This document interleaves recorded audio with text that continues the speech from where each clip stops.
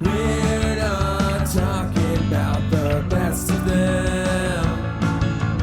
We're just talking about the rest of them. Not the worst parts, but the best parts.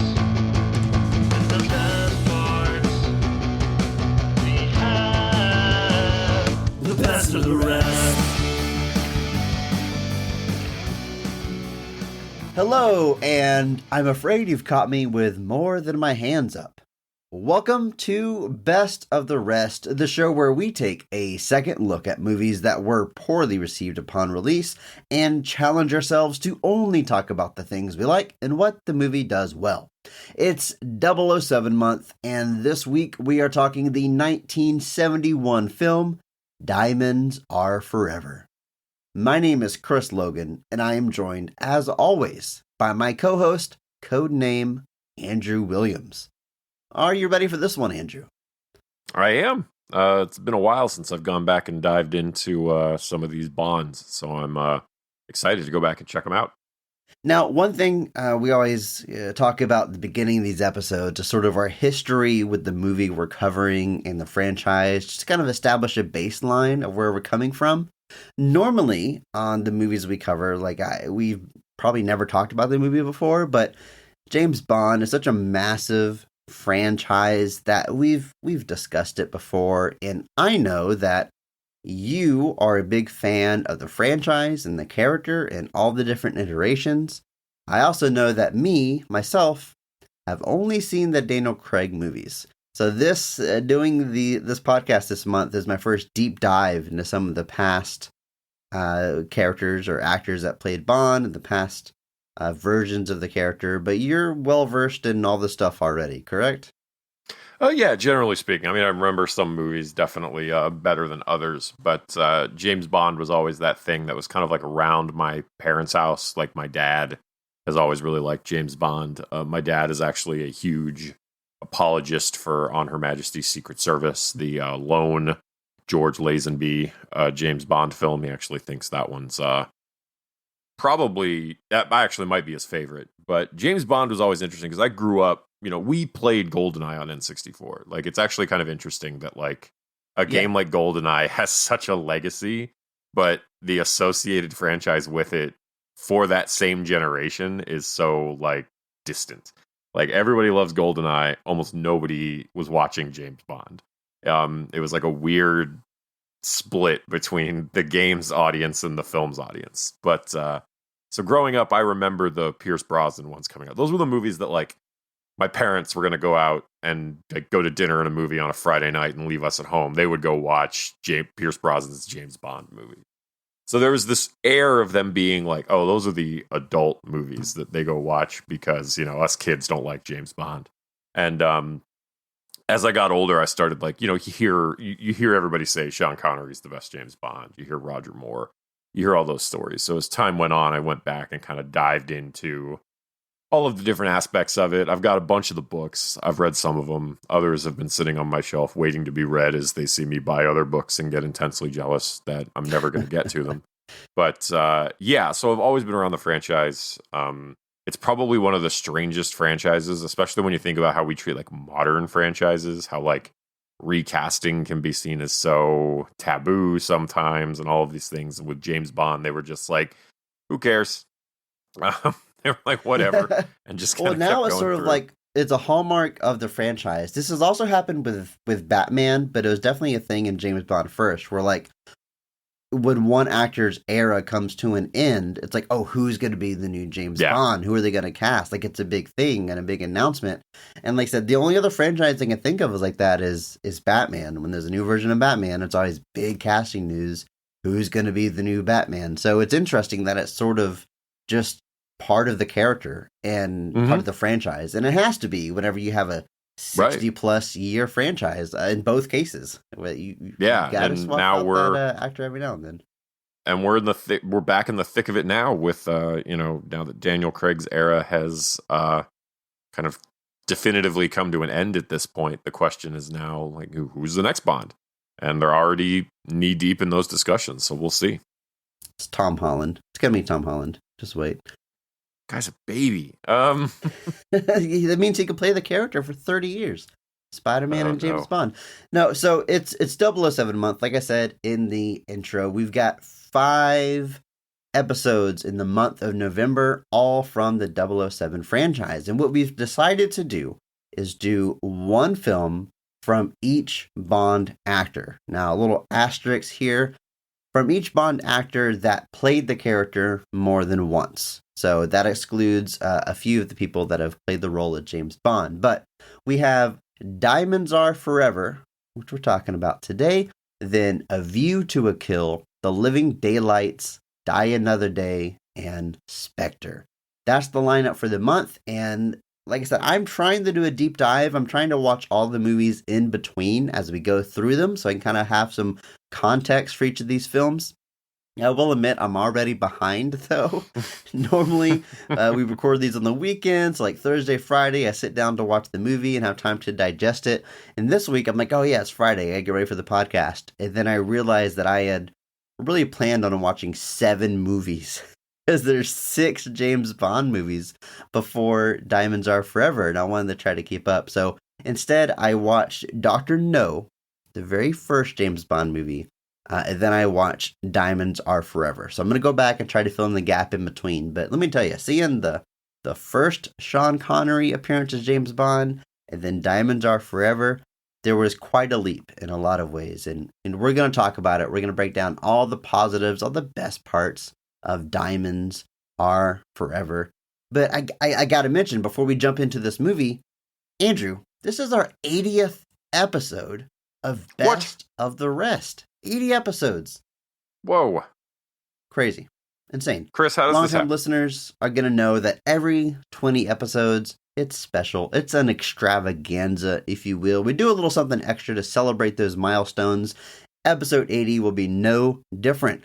Joining us on the back half of this episode is going to be the one and only sweetheart of podcasting himself, Bob Buel, who will be hosting another round of movie trivia. As was the case last time he was on here on episode 60, we don't know the questions, we don't know the trivia, we don't know what's coming our way. He's designed a whole game show just for us that we're going to compete head to head, and you, the listener, can play as well. Maybe you'll get to the answers faster than us, and we would love to hear about it, but I'm excited to play. I'm excited to talk with our friend Bob again. Andrew, you excited? Yeah, it's Bob always a Buel? pleasure. It's always a pleasure when Bob Buell takes the time to join us. And in this case, building out a whole game show for us. Yeah, that's so far above and beyond. So you can never be too thankful. I agree. That's why they call him. That's why they call him Sweetheart. At least I do, anyway. But for now, it's all about Diamonds Are Forever, the movie that was released December 17th of 1971, made on a budget of $7.2 million. At the box office, it brings in $116 million. Now, normally we're talking about movies much more recent than this one here, so those numbers seem very small, but adjust for inflation, the movie was $50 million to make and it made $1 billion. I don't know. It was a big hit, like all the James Bond movies typically are. Critically, not the best received James Bond movie. In fact, you could say it's the worst received James Bond movie up to that point, at least starring Sean Connery. The critic score sits at 63% on Rotten Tomatoes. Now, it's only based on 51 reviews because it's a bit of an older movie. Perhaps more telling is the audience score, which is even lower at 58%, and that is based on 51,000 reviews.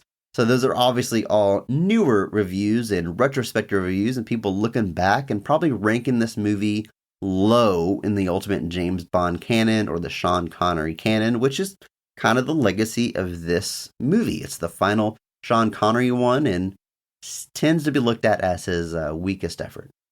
Yeah, I think that's pretty accurate. Like I said, we had the previous film where Connery had left and was replaced by George Lazenby for just one movie, and there's a whole big story on on why George Lazenby only opted to do one. They wanted to sign him to some insane 7-picture deal, but he kind of balked at it.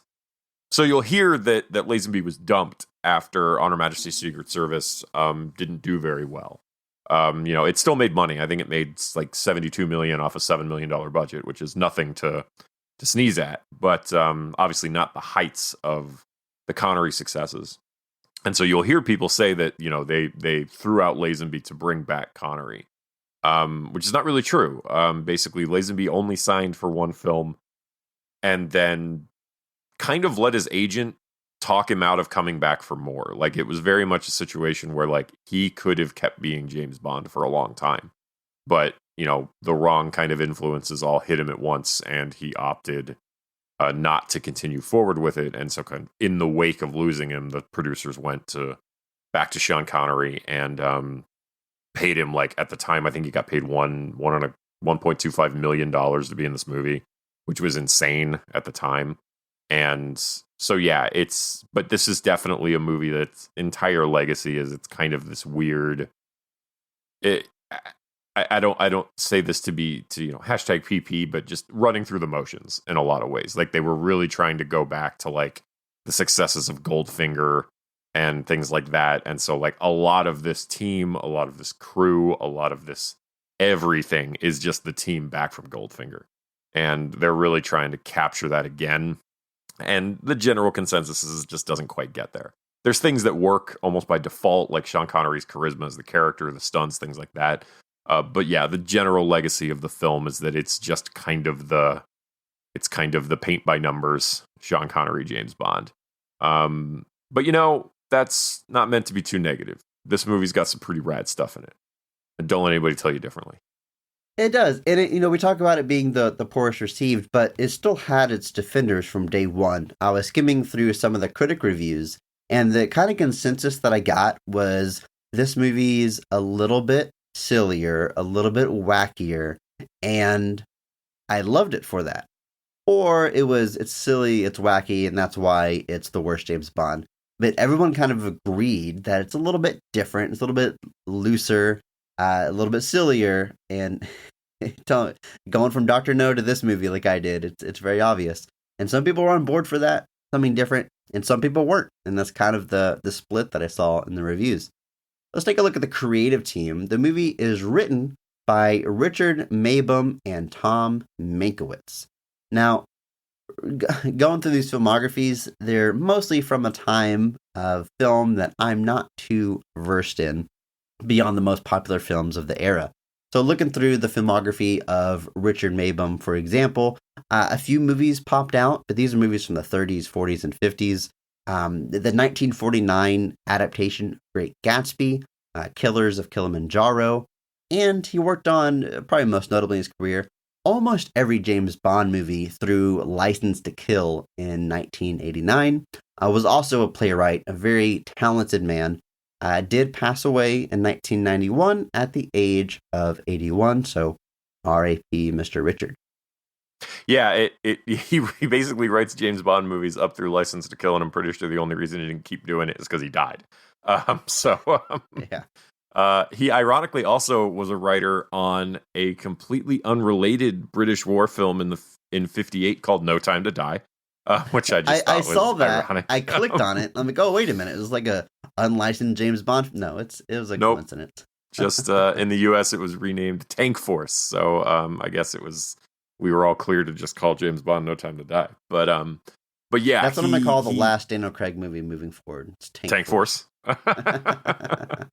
There's no reason for it, but sure. But yeah, like just kind of a journeyman writer for a long time, and then kind of jumps onto the James Bond. And like I said, he writes pretty much. He's got a piece of like every single James Bond movie for the most part. I think a couple of exceptions in there maybe, but for just like I said, he passes away in '91, and there was no Bond movie in development at the time. But just quite a deep filmography. But like I said, had been kind of a steady hand on these Bond films from day one. As for our other writer, Tom Mankiewicz, also very involved in the James Bond franchise, having also written The Man with the Golden Gun, but also a writer and creative consultant on Superman 1 and 2. Speaking of high-profile gigs. And like I said, a lot of this filmography is not going to stand out to me personally, but I had to look into one movie here because the title is Mother, Jugs, and Speed. That's the name of the movie he wrote. I looked into it. It stars Bill Cosby as Mother, Raquel Welch as Jugs, and Harvey Keitel as Speed. Bill Cosby, Raquel Welch, and Harvey Keitel are your titular Mother, Jugs, and Speed.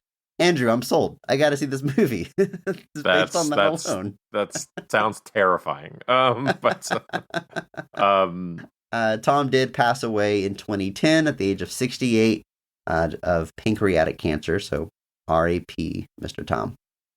Yeah, he had a deep career. The Superman story is interesting because Superman the movie. I don't know if too many know this because we'll never talk about this movie on our show. But the script for the first two Superman movies was kind of this massive tome written by Mario Puzo, who wrote the Godfather novel and then the script for the film of the same name. But he wrote this insane 300 plus page script for Superman. And that was part of that whole thing they were going for was, kind of the young director, the young star, but then the veteran, everything else. And Puzo was supposed to be a part of that. But yeah, so that script was massive. And they needed to, they didn't like certain parts of it. So lots of people were brought in to rejig that, to reconfigure it, and he was one of those people that was both on Superman and Superman 2, the Donner cut, and then he's uncredited on the theatrical of Superman 2. But yeah, he starts Bond kind of here, and then kind of recurs throughout the 70s to a degree. Not nearly to the degree of Richard, but still has some on and off association with the character through pretty much the late 70s. So, yeah. Well, like I said, R.I.P. to Tom Mankiewicz. Our movie is directed by Guy Hamilton, and just like our writers, was very involved in the James Bond franchise, having directed 4 of the films, which also include Goldfinger, Live and Let Die, and The Man with the Golden Gun. Again, deep filmography of movies that I'm not super familiar with, but I think it's safe to say his most high profile are those 4 James Bond films. Did pass away in 2016 at the ripe old age of 93. So, once again, R.I.P. Guy Hamilton.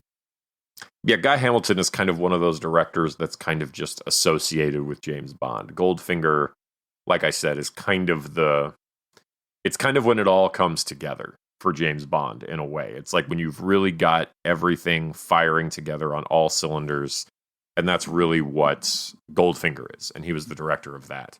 Then he does this, kind of Connery's Return, and then he ends up doing the next 2, which are Live and Let Die and The Man with the Golden Gun, both Roger Moore films that come after this. But yeah, a bit deep filmography. Another one I do want to call out, or actually 2 I want to call out, is he did 2 Agatha Christie adaptations in the early 80s. One was a Miss Marple book called The Mirror Cracked. Stars Angela Lansbury, who just recently passed away, as Miss Marple. So R.I.P. to the GOAT, Angela Lansbury. And then he also did a 1982 version of Evil Under the Sun, which is a Hercule Poirot novel starring Peter Ustinov. I'm sorry. And that was actually Ustinov's second appearance as Poirot. He'd played him before, but Guy Hamilton does this movie, Evil Under the Sun, based off the book of the same name. Also very good. Ryan Johnson has name-dropped this as one of his favorite murder mysteries. I do think I see a little bit of influence in the trailers for Glass Onion coming from Evil Under the Sun a little bit. So if you're into that whole thread of stuff, I definitely recommend checking out Evil Under the Sun for sure. But like you said, a deep career spanning 4 decades for Guy Hamilton. No shortage of, great films. But yeah, those James Bonds are definitely probably standing as the high point for a lot of people. And Goldfinger, and it's hard to say that. It's hard to disagree when he's got Goldfinger to his credit, which, like you said, is still seen by many as possibly the peak of James Bond. Well, Andrew, I think it's time. I think it's time we cross that threshold, talk about this movie, only focusing on the positives and what works. Are you ready? Yeah, let's do it.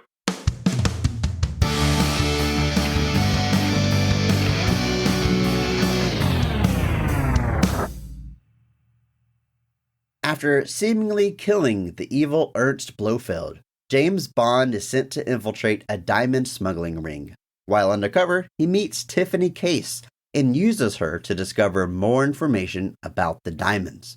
But when those involved with the operation begin getting killed one by one, Bond reveals who he is to Tiffany, and the two continue the mission working together until they come face to face with Blofeld, who is not only alive, but is using the diamonds to power his satellite laser. Blofeld escapes their grasp, but with the help of the CIA, Bond and Tiffany make their way to his base of operations on an offshore oil rig for the final showdown. Now, Andrew, as you know, you watched this movie. That is a truncated version of the synopsis. That is abbreviated to only hit the main plot points. There's a lot of characters. There's a lot of twists and turns. That Blofeld revelation is pretty deep in the movie after we've met a lot of other misdirects along the way. Yeah, this movie's 2 hours. It's right at 2 hours, and it's very. There are a lot of twists and turns. There is a lot happening here. A lot of different characters, a lot of stuff to kind of keep straight. And it's a little tough to keep it all straight as you're walking through it. Even just some of the people that are introduced, even as brief characters, you're like, do I need to remember that? Who? Okay, no, no, they're gone. They're gone for the rest of the movie. Okay, fine. You're always on your toes. We're going to jump into it, all the scenes that work, but first thing we're going to do is focus on the cast, starting with the high point, the best casting and best performance of the film. Every episode, we recognize one person who goes above and beyond the call of duty, that they actually elevate the quality of the entire film with their performance. We recognize that person by giving them the Mark Strong Award. So, Andrew, go ahead and kick us off. Who is getting your Mark Strong Award for Diamonds Are Forever? I thought about this one a lot because there are a couple of performances I like here, but I think this might make him a 2-time winner, but I've got to give it to James Bond himself, Sean Connery. I think an alum of the show, because we talked about League of Extraordinary Gentlemen. Andrew, Chris. Oh, LXG, please. Excuse me. We talked about LXG. I got no time for that whole title. I don't think either of us gave him the Mark Strong, to be honest with you. I think we went with Jekyll and Hyde and The Invisible Man, respectively. So, okay. I do think this is his first. Correcting my error, correcting my grievous error. No, but and you'll get people that say this isn't maybe his most compelling performance as Bond, and I don't know that I agree with that, but there's a charisma he has to the character that I think is just undeniable. There's just a smoothness, there's a suaveness, it just comes through. Like, you watch this guy and there's no question that this guy is James Bond. It's never in question. There's definitely other James Bonds that I have watched where, especially towards the end of their runs, it's tough to immerse yourself in it because it's just tough to believe that this guy is James Bond. But hashtag PP, and maybe we'll talk about some of those later, and I'll have to take all that back. But we'll see. But here, even this is 9 years after Dr. No, and I think he's still he's still in the stride as the character. He can still slide into that with almost no issue, and I just can't deny it. Like, there's other people in this movie doing a great job, but just he's at the center of it. And again, even if we're saying this isn't firing on all cylinders, there's just an undeniable presence that he brings to the character that I don't think can be discounted. Well, I'm agreeing with you. Sean Connery also getting my Mark Strong Award for this movie. I haven't seen every Sean Connery James Bond movie yet, but I imagine he's getting it every single time. I mean, Dr. No, he would get my Mark Strong Award there as well. He's just so effortlessly cool. And it's maybe not fair to say effortlessly. I mean, he's an actor and he's working, and I get all that, but he makes it look effortless, which is the mark of a true great. And yeah, it's awesome. I will say, I mentioned earlier, it was a little weird going from Dr. No to this. There's a 9-year gap.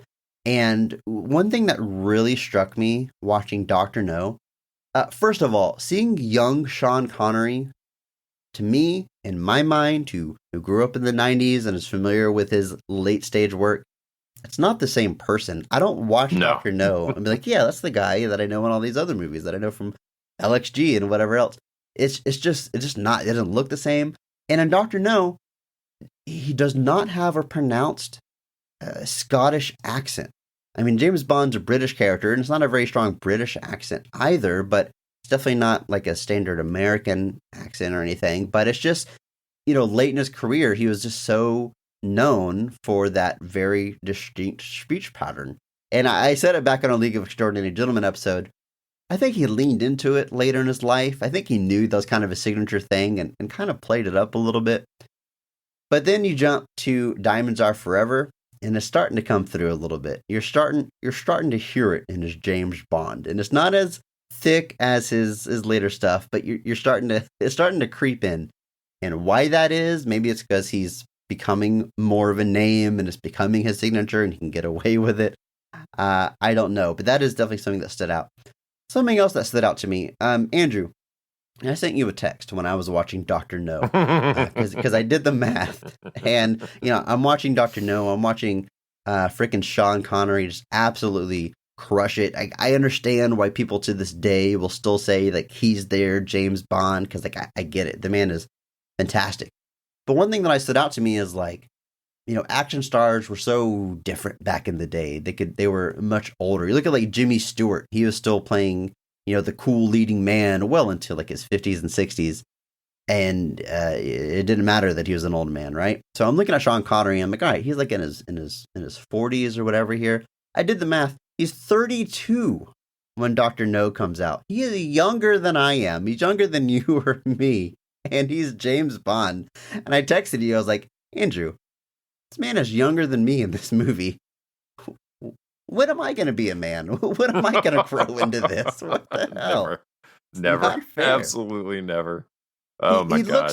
He looks older, not in like a bad way, but I would guess he was older than 32. And then you jump forward to this one where he's in his early 40s, like 41, I guess, if I'm doing the math. Yeah.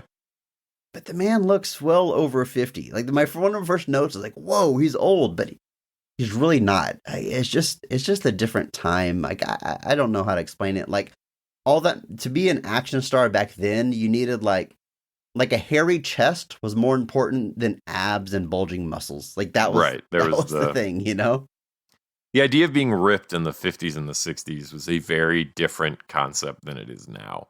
And it's actually like you pointed that out, and just immediately I just felt like a child when you pointed that out to me. I was like, I'm never going to be that manly. But it's so weird to think about, because he does come back for this and he's in his early 40s.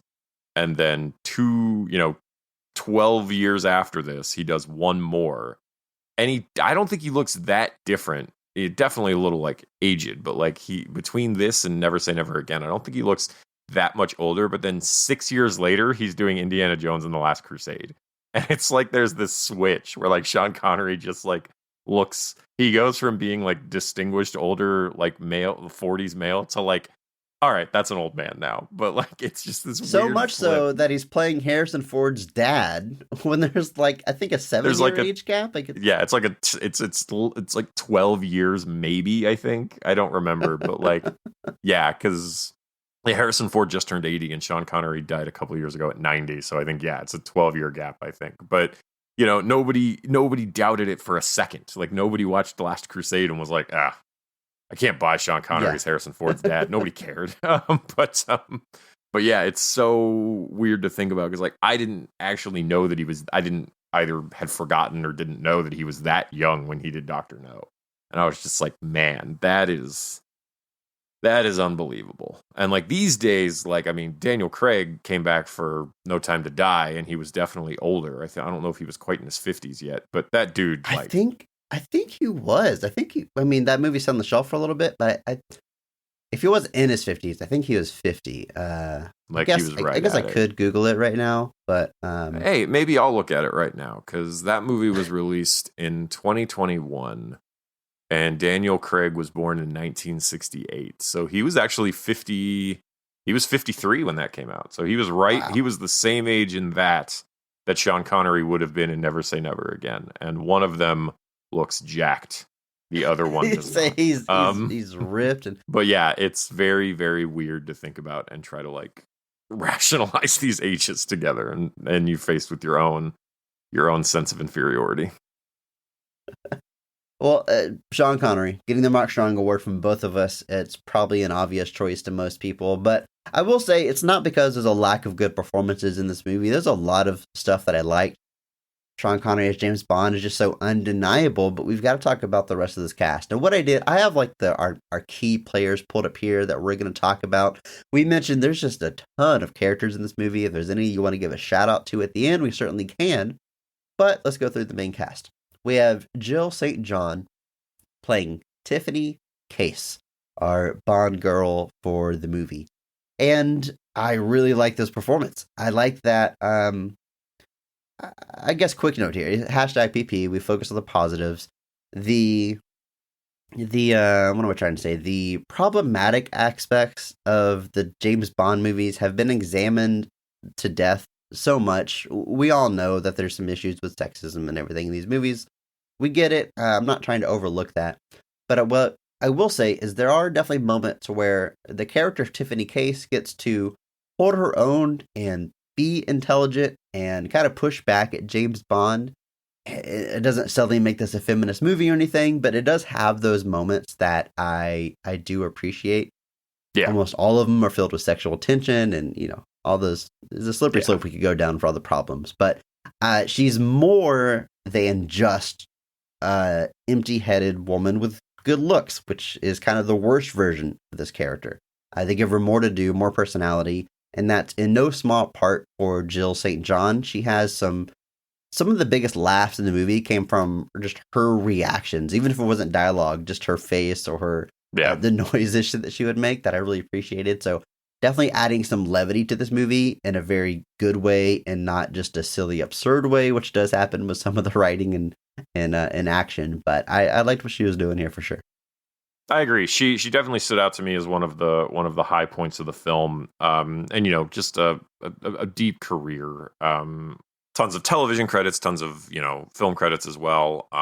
Been around for a really long time, kind of just doing her thing. But yeah. And some of my favorite scenes, she's got some great lines. She's got some great quips, some comebacks to James Bond that I think land perfectly, because come off really, really funny, and just effective. So yeah, I agree. She's doing a great job here. I mean, she was even a child actress, so she's been around the industry pretty much her whole life. Still with us today. Still occasionally coming out of the woodwork to do a small appearance here and there. But yeah, I very much agree that she's a high point for me here for sure. She's doing a great job with the stuff that she's got. We have Charles Gray as Ernst Stavro Blofeld. Andrew, one thing that struck me watching this movie, both of these James Bond movies that I watched, is it almost feels like these movies are assembled entirely of cliches and tropes, especially this one. But it only feels that way because these things became cliches and tropes because of these movies. This is definitely a case where, like me as a millennial film lover, I saw all of the parodies and all of the tropes and cliches before I ever saw the source material. I saw Austin Powers and all the over-the-top stuff and all the things that were inspired by James Bond before I saw these originals. So I'm watching these movies and like the villain has a secret lair inside of a mountain and Blofeld has like a fluffy white cat as a pet and he speaks in a certain villain tone. Like it all feels a little hokey in comparison, but like this is where those things come from. Yeah. So to that end, I got to give Charles Gray a lot of credit for being the OG Dr. Evil, right? For being the villain who speaks very stern and menacingly, and then you've got the cool James Bond who always comes back with a quip, and you got that dynamic. Like, it basically begins in this series, and I'm sure some historians might raise their finger and point out one or two other action movies, but this era is what creates the tropes that still exist to this day, and it's kind of wild to go back and see the original. But again, you can only just give credit to these performances, Charles Gray included, who did pass away in 2000 at the age of 71, so R.A.P. Mr. Gray. But definitely, I mean, you see the guy, you're like, yeah, that's the villain. That's James Bond's arch nemesis. That's you know it right away from the look and the tone and the delivery and just masterclass villain stuff. Yeah, absolutely agreed. The Doctor Evil version of that is largely based off of Donald Pleasant's performance as Blofeld in an earlier film, because he's bald with the scar and all of that. So that a lot of Doctor Evil is basically just Donald Pleasant's Blofeld copy and pasted with the jokes. But you're right. It absolutely. There was a statement that I heard once. I went to a big screen showing of Goldfinger. This was years ago, not long after I'd moved here. And a local film critic named Dan Geyer was hosting it. And he kind of did an intro and a little post thing afterwards. But he's made a statement that I'd never really thought about before. But he said that Goldfinger was possibly the most influential film of all time, only because of just how many things you saw making James Bond references ever since. Because I mentioned that Goldfinger is kind of where that all crystallizes for James Bond. And he kind of just, that was a very deep statement. But the more and more I thought about it, I was like, he might actually be very right, though. Because like you said, there's so many jokes and parodies and just not even necessarily in a joking way, but just analogs and ripoffs and copy pastes of James Bond over the years that all kind of start when it crystallizes with Goldfinger. And, Austin Powers is, it pulls from a few places, but largely it's James Bond. And that was a hugely successful series in its own right. And if the threats are to be believed, Mike Myers ain't done with it. So more Austin Powers in the future, maybe. But it's all born here. And so Charles Gray, I think, he Blofeld is somebody who very rarely is played by the same person twice. Christoph Waltz might be the first person who actually played Blofeld more than once. But Charles Gray comes in here, and like you said, he does a great job. Charles Gray may be notably known by our more niche audience as being the criminologist from Rocky Horror.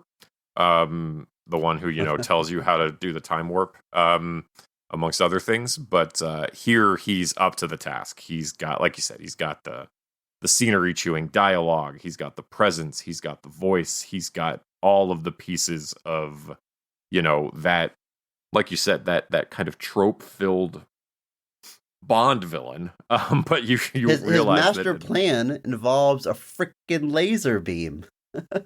It does. And it's all of that stuff kind of really does begin here in this series. And yeah, Charles Gray's up to the task. Like I said, Donald Pleasant's version, the bald with the scar, that's kind of really for a lot of people, that's kind of the high mark, or at least the kind of most classic version. But Charles Gray is no slouch, and he's up to the task here. Oddly enough, not Charles Gray's first foray in to the Bond universe. He previously played a Bond ally, Deco Henderson, in You Only Live Twice. But then he comes back. Weird. Very strange. It's very weird. But yeah, comes back here to do a turn as Blofeld. And like you said, I think he does a great job. Blofeld is a character who gets caught up in some controversy with the rights to Thunderball, but so he disappears from screen for a really long time, and there are definitely plenty of Bond villains that are glorified Blofeld stand-ins. You could definitely look to some of Roger Moore's No, this films isn't Spectre. This is another criminal organization. This is Quantum. It's definitely not Spectre. But yeah, there's definitely stuff like that where there's definitely, even in the Bond franchise, villains that are riffing on Blofeld because there was that period of time where they were unable to use him. But yeah, Charles Gray up to the task, doing a great job. Yeah, passed away in 2000, so he's been gone for a good time now, but rest in peace, Charles Gray. And just the name, Charles Gray, just sounds so like that's English actor, like just the top of the cream of the crop there. Charles Gray just sounds like a distinguished actor. Lana Wood plays the character Plenty O'Toole. And Andrew, like I said, I'm familiar with the parodies of James Bond, and one of the hallmarks, certainly in the characters' names throughout these movies, Plenty of Tool. I gotta imagine that there's the little sexual innuendo of Tool in there, but also a riff on Peter O'Toole for some reason as this woman's name. I don't even know. It's a strange. It's not as overt as some of the some of the more as some of the other Bond names. But yeah, she's got a smaller role here. Not playing quite as big of a role as Tiffany Case, who I think is kind of our big main. I mean, look, I said I was only going through the main players, but the character's name is Plenty O'Toole. I had to bring it up. I do like her limited screen time. I think she does a good job. Also, I guess worth pointing out that her sister is Natalie Wood, who had a tragically short life, and most of us probably know that story. So R.A.P. Natalie Wood. But as her sister, she has done a lot to keep her sister's name out there and write books and be an activist for the things that her sister went through. So I definitely wanted to shout her out for that reason as well. Ironically enough, Chris, this is a strange thing if you'll follow me. Robert Wagner, an actor, was named as an ongoing person of interest into the investigation in Natalie Wood's death in 2018. Oddly enough, Jill St. John has been married to Robert Wagner since 1990. Chris, I don't know how any of this connects together. I just thought it was very weird. Natalie Wood's sister was in a movie with the future wife of Robert Wagner, who's a person of interest in the death of Natalie Wood. Is there a true crime podcast about this? Anybody? No one? All right. Just want to spin it off. Yeah. Crimes of the rest. Now, speaking of like high points in the casting, and I wouldn't say I was maybe considering a Mark Strong award here, but definitely a highlight for me is Bruce Glover and Putter Smith as the characters Mr. Wint and Mr. Kidd. And to be honest with you, I'm putting them together like that because I'm not sure which one is Mr. Wint and Mr. Kidd, and they're always on screen together anyway. I mean, it's a duo with the team, so like it can't really talk about one without talking about the other.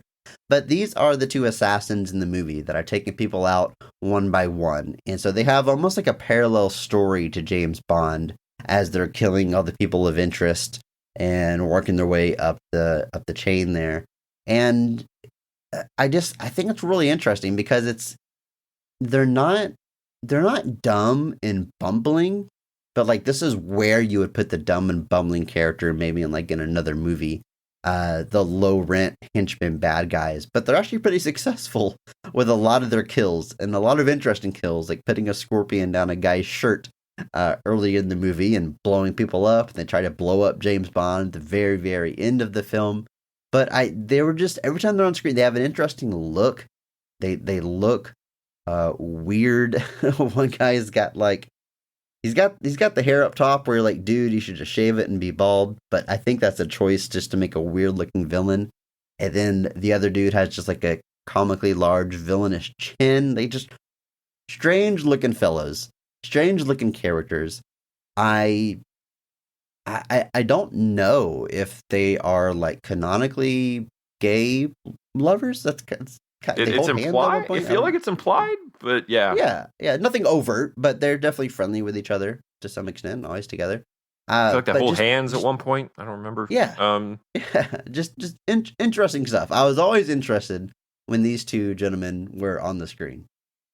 Yeah. And just to be clear, Bruce Glover is Mr. Wint and Putter Smith is Mr. Kidd. Now, Bruce Glover. Which one is which, though? Bruce Glover is the chin. Mr. Wint. Okay. And Putter Smith as Kidd is the hair. Now, believe this if you will, Chris. Bruce Glover is Crispin Glover's father. I totally see it. That makes so much sense. The face, yeah. I was gonna say you're gonna. I mean, if they remade this movie exactly, put Crispin Glover in that role, and it totally fits. It's exactly the same. So yeah, but Bruce Glover, a kind of deep career. Been showing up for a long time, and obviously we know that he his son has had his own successes over the years, but Bruce Glover's still with us at the age of 90, Still out there Nice. doing his thing. Putter Smith has a much more limited filmography. Even looking at his IMDb, I only see a couple of credits for acting. It looks like he's more a musician. Apparently, he actually got picked for this movie because Guy Hamilton saw him playing with Thelonious Monk at a jazz club in L.A. and just wanted him to be in the film. So, Okay. what an odd path to take in life. But hey, good for him. But yeah, these guys are, like you said, it would have been easy to make them ineffective, kind of bumbling, kind of just idiots. And they're not, by and large. They sometimes don't succeed at what they're doing, but it's not because they're not smart or capable.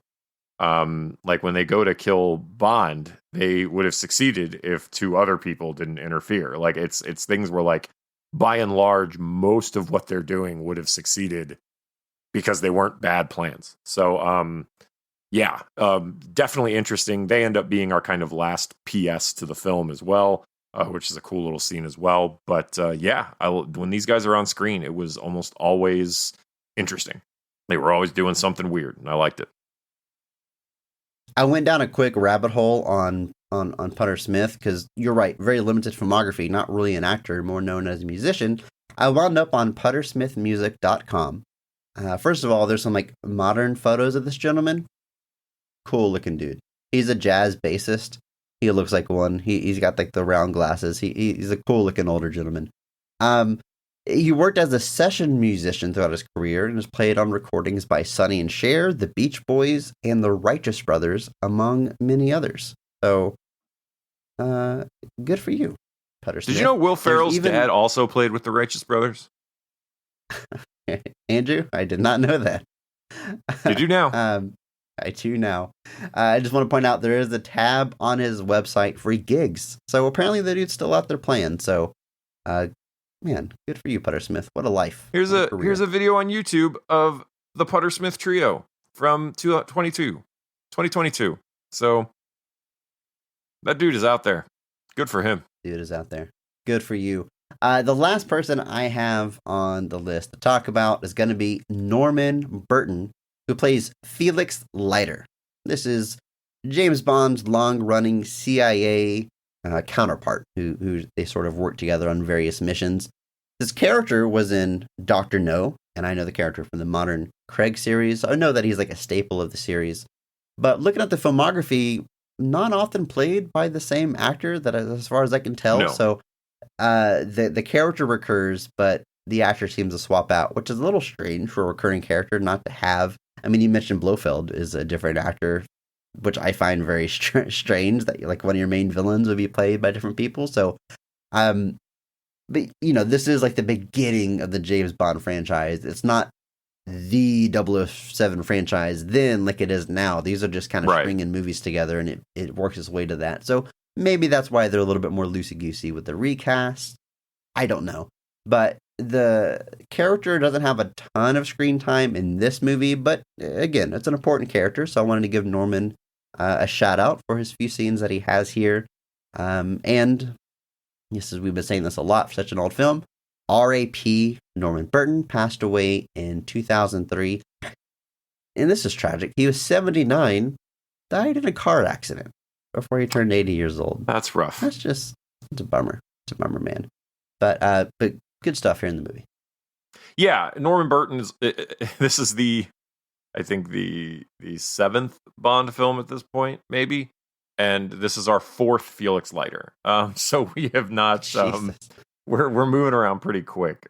He is literally in Dr. No, Goldfinger, Thunderball, and Diamonds Are Forever, all played by somebody different.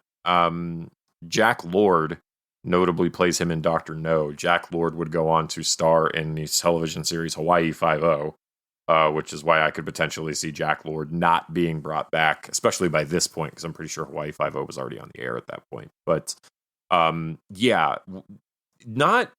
didn't show up a whole lot after this. There's two appearances, or there's a single appearance in Roger Moore's run, and then he does show up in both of the Timothy Dalton movies. Oddly enough, Follow me if you will here, folks. Felix Leiter is played in Live and Let Die by David Hedison. He is then played in The Living Daylights in 1987 by John Terry. And then in License to Kill in 1989, he's played by David Hedison again. So David Hedison is the first person to play Felix Leiter in 2 movies that are not from the same Bond actor. And the character is also recast in between those appearances. So Felix Leiter is a character who doesn't get any stability whatsoever until Jeffrey Wright plays him in the Craig films, which is again, I like what Jeffrey Wright does there a lot. But yeah, Felix Leiter is an ongoing character. But yeah, he's doing a great job. You're only a couple of scenes, but he's just kind of the American liaison to James Bond. That kind of, because James Bond is a British intelligence officer, and Leiter's always the kind of guy who's the United States contact for him to kind of work through. Couple of other shout outs I want to give out, if you don't mind. But we've got Bernard Lee as M, and he is one of the people that recurred greatly throughout the films. He appears as M in the first 11 James Bond movies. So that is through multiple different actors. He plays M for a long time. And then, as we know, Judi Dench inherits that role. I don't remember exactly when she starts, but she's somebody else that also recurs through multiple Bond actors and sticks through. He, again, has not a whole lot to do here. Not a lot going on, but it's just always good to see him show up in the role. So Desmond Llewellyn, he shows up as Q. And he did Q in 17 James Bond movies between 1963 and 1999. As notably, that role got taken over by Ben Whishaw in the Craig films, but the man was born in 1914.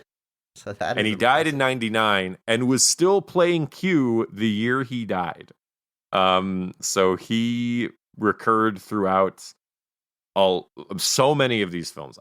Some of my favorite, he has so many, he gets ridiculous puns in some of the Pierce Brosnan ones. Like there's one where Brosnan walks into his kind of lab and there's this guy playing bagpipes and Brosnan is like, what? Why is there a guy playing bagpipes in your office? And then he plays the right note and it just shoots out a flamethrower. And Brosnan just looks over. He says something, but then Q is just like, oh, pipe down 007. And I was like, that's a pun I appreciate. And, I gotta say, like I said, Daniel Craig is the first time I watched all the movies that a deep dive in the James Bond character. So I'm familiar with the Ben Whishaw version of Q, which makes a lot of sense to me. Like, oh, he's a young guy, he's a tinkerer, he's a inventor, cutting edge of technology. So that was like Q in my mind. So to see him show up here, it's like it's an old man, and he continues to play the character, so he only gets older throughout the series. I realize now that Ben Whishaw was a subversion of the character, whereas normally he's the older sidekick adventure type, and Ben Whishaw is like a new take on Q. So that was kind of a revelation to me. Yeah, and then there's actually a storyline in the later Craig or the later Brosnan films where Q does die and is replaced by R, played by John Cleese, who then eventually becomes Q himself. Did not opt to keep John Cleese in that role as they went into the Craig films, although they did keep Judi Dench, which I always thought was interesting. It's confusing, but we'll talk about it when we get to Daniel Craig. Lois Maxwell also does show up briefly as Moneypenny. She was originally not going to be in this film at all, but they ended up shooting that brief scene where she gives James Bond his passport and his information, where he's kind of impersonating the jewel smuggler. She shows up in the first 14 James Bond films. What is the relationship between Moneypenny and James Bond? Because it's clear from a brief appearance here that she's pining for James Bond, and he's not having it. Is that the standard? Yeah.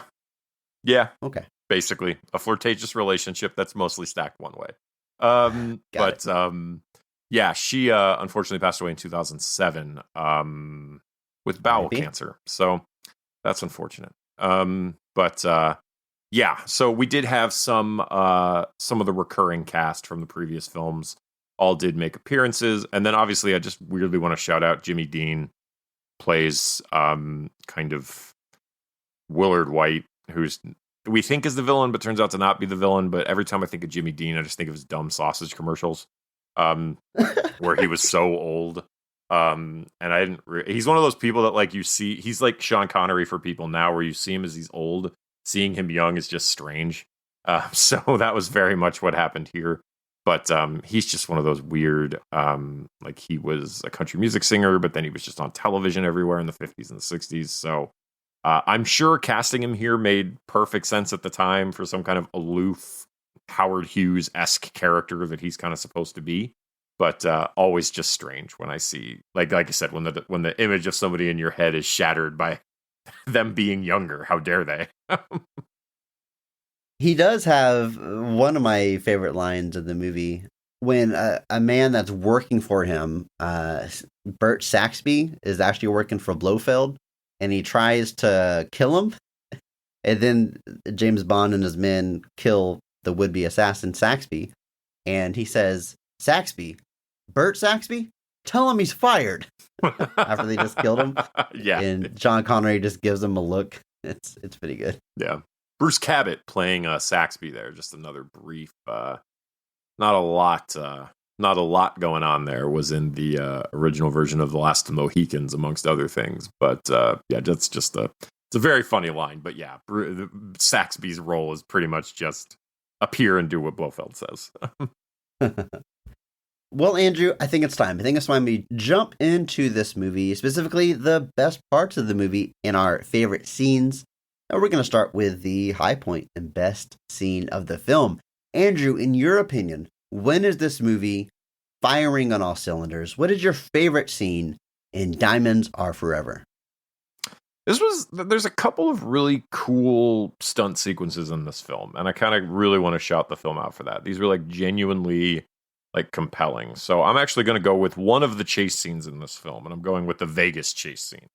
I think the Vegas chase scene is like, it's probably my favorite. It's one, like, it ended up becoming like, I was just oddly compelled by this car chase. I won't put it on like, greatest car chases of all time or anything like that. It's no Blues Brothers. It's no Blues Brothers. It's no Bullet. It's no, it's none of that. But it's definitely compelling. So basically the kind of hook here is that Bond and Tiffany Case are kind of in this Mustang. It's a change up for Bond. Bond's always known for the Aston Martin, which is odd because I don't think he actually drives an Aston Martin that much in these Connery movies. But they're in a Mustang. Cool, just a cool car. Like the kind of car that you watch this movie and you're like, man, if I won the lottery, I would buy myself that car. But they get flagged down by the cops who kind of recognize the car and James Bond. Because the local cops aren't aware of what's going on. I don't remember. The cop might be on Blofeld's take or something. I don't remember. But either way, it actually leads to one of my favorite lines too. They get pulled over by the cops, or right before Bond mentions, he's like, I've got a friend named Felix who can fix anything. And Tiffany's just like, oh, is he married? And but then like when the cops pull him over, she went, don't worry, your friend Felix can fix anything. And I was just like, that's the kind of quips that I want my Bond girls to be giving Bond. But eventually, the cop, he's like, I'm not getting, James Bond can't get arrested by the cops. That's ridiculous. So this leads to a big chase down, some of the classic Las Vegas architecture down the strip. Some of the most famous buildings show up in the background here. And just really cool creative stuff where like it doesn't feel like super contrived at how cars are being disabled, or the cop isn't just like randomly pulling off the side of the road and suddenly he's out of the chase. But some really creative choices here, some really cool stunts. Ultimately, this leads to Bond doing one of the classic things where he tilts the car on the two wheels and manages to drive it for an extended period of time like that, which I don't know how possible that is. Okay, so I'm glad you bring this up. One thing, it's obviously possible because it's not a CGI car or anything. That is a stunt driver that can do that. The first time I remember seeing this trick was in Encino Man. Funny enough, when Brendan Fraser's driving and he does that. Somehow a caveman does that. He rides it on two wheels to avoid hitting another car. And I remember watching that with my dad and being like, oh, that's really cool. Almost like I would like to do that one day kind of thing. And Dad's like, oh no, it's a stunt, and you've got to overinflate the tires. And I don't know if my dad was like talking out of his ass or if he knows that's how it's done. But I've always been like, that always stuck with me. I remember being a kid and like if that came up again, I'd tell whoever, they actually overinflate the tires to do that trick. Maybe he was messing with me. I don't know. But I guess you're putting all the weight on two wheels. It kind of makes sense. Maybe they I guess. I think it's more about weight distributions. But I don't know. Anytime I see that trick, I'm like, oh, that stunt car has overinflated tires. It's like that thing you just hear your parents say for years. Like that's and then it's gospel. Yeah, you don't question it. Yeah, it's embarrassing for me to say this out loud to the world, but my dad, if you've ever known me, Chris, you know that one of the things I do is I purposely mispronounce words sometimes. For comedic it's a bit of a effect. controversy on this show, yes. It's a bit of a controversy. I blame my father for that completely because I grew up thinking that Electronics Boutique was called Electronics Bodicue. Because my dad called it Electronics Bodicue. And so I had a friend that was like, oh yeah, me and my friends are going to go down to Electronics Boutique after school. And I was like, it's Bodicue, right? Like I said that out loud to another person. And how old were you? I was like 12 or 13. Old enough to know better, Chris. That's good. But yeah, when your parents tell you things as a kid, you're like, there's no way they would be lying to me, right? 100, especially if you have family members that have like that dry sense of humor that you don't quite understand as a kid. I remember my grandfather. I remember eating pizza, and as a kid, I didn't like eating the crust. I just like eating the good stuff, the toppings. I would leave crust on my plate. And he told me very seriously, he's like, you should eat the crust. And he points to it. He's like, that's where all the vitamins are. And I was like, oh, okay, that's the healthy part of pizza. Andrew, I was like an adult before like I looked at pizza and thought about it. I'm like, wait a minute. He just wanted me to eat all my food. The whole thing is crust. There's crust on the bottom. It's bread. There's crust everywhere. There's nothing special about the end. It worked. There's no toppings on it. It's the most pure pizza there is. It's the healthy pizza. It's just bread. No parents. Oh my God, Chris! Children are idiots. I gotta agree with you about this chase and just the Vegas section of the movie in general, because I think one of the hallmarks. I'm certainly not an expert to talk about like James Bond. I've already told you I haven't seen a ton of these movies, but I think one of the hallmarks of the series that is not touched upon as much is just the cinematography and look of the film. We know like the quips, we know the women, we know the villains, but I was really struck by the scene where James Bond is on top of an elevator as it's going up the elevator shaft. And it's Vegas, so like the elevator has all these neon lights around it. And the shaft is surrounded by these neon lights. You get this big wide shot of him going up the elevator, which isn't inherently an exciting action scene because it's moving at the speed of an elevator. But by capturing like the landscape of Las Vegas as he goes up in it, he just looks cool as hell, which is like it's James Bond, right? It's not the kind of action movie, at least not in this era, where there's tons of explosions and over-the-top stuff. It's a lot more, silenced pistols and zipline, kind of low-stakes action, but it looks cool. It's about looking cool. It's about shooting someone while wearing a tuxedo, right? Or having these shots with all the neon lights, and that really shines in the Vegas portion of this. Like you mentioned, going down the strip with all the famous landmarks and signs and scenes, it looks cool. Even though the car chase itself isn't like on the level of some of the other movies we mentioned, it looks cool as hell, and that's more important in a James Bond movie. Yeah, I agree. It's very much something where you're putting all the pieces together kind of at once to create, and that's what filmmaking is. There were apparently stunts in this scene that were performed by some notable Hollywood car stuntmen, like one from Bullet. Apparently there was one they were struggling with, and the guy from Bullet came in and supposedly did it in one take. Because, go to the master if you need him. But, so it's very, very cool. And yeah, it just stands out to me as probably just the most it's definitely the scene where I was just watching and I was like, man, this is cool. James Bond looks cool. The city looks cool. The car is cool. Everything about this sequence to me, I was like, this is just cool. And that's exactly what I want James Bond to be. James Bond's supposed to be cool. It's a great pick for favorite scene. I'm highlighting a different one, even though I did really like that Vegas section. But for me, I'm going to jump all the way to the end with the finale on the oil platform that they're on, because this is, in other ways, putting like all the pieces together, because it's good action. It's, of course, a big climactic battle between our hero and our villain. And then there's quips and laughs interjected throughout without becoming parody or silly. It's just enough levity to keep things cool and lighthearted and not too serious. So in other ways, it's kind of striking the Bond formula that I like. And I'll start with Tiffany. They kind of have this plan for her to like swap out a cassette that ruins like the communication between the satellite. I don't know technical mumbo jumbo, but that plan falls through, and then basically it just devolves into a shootout.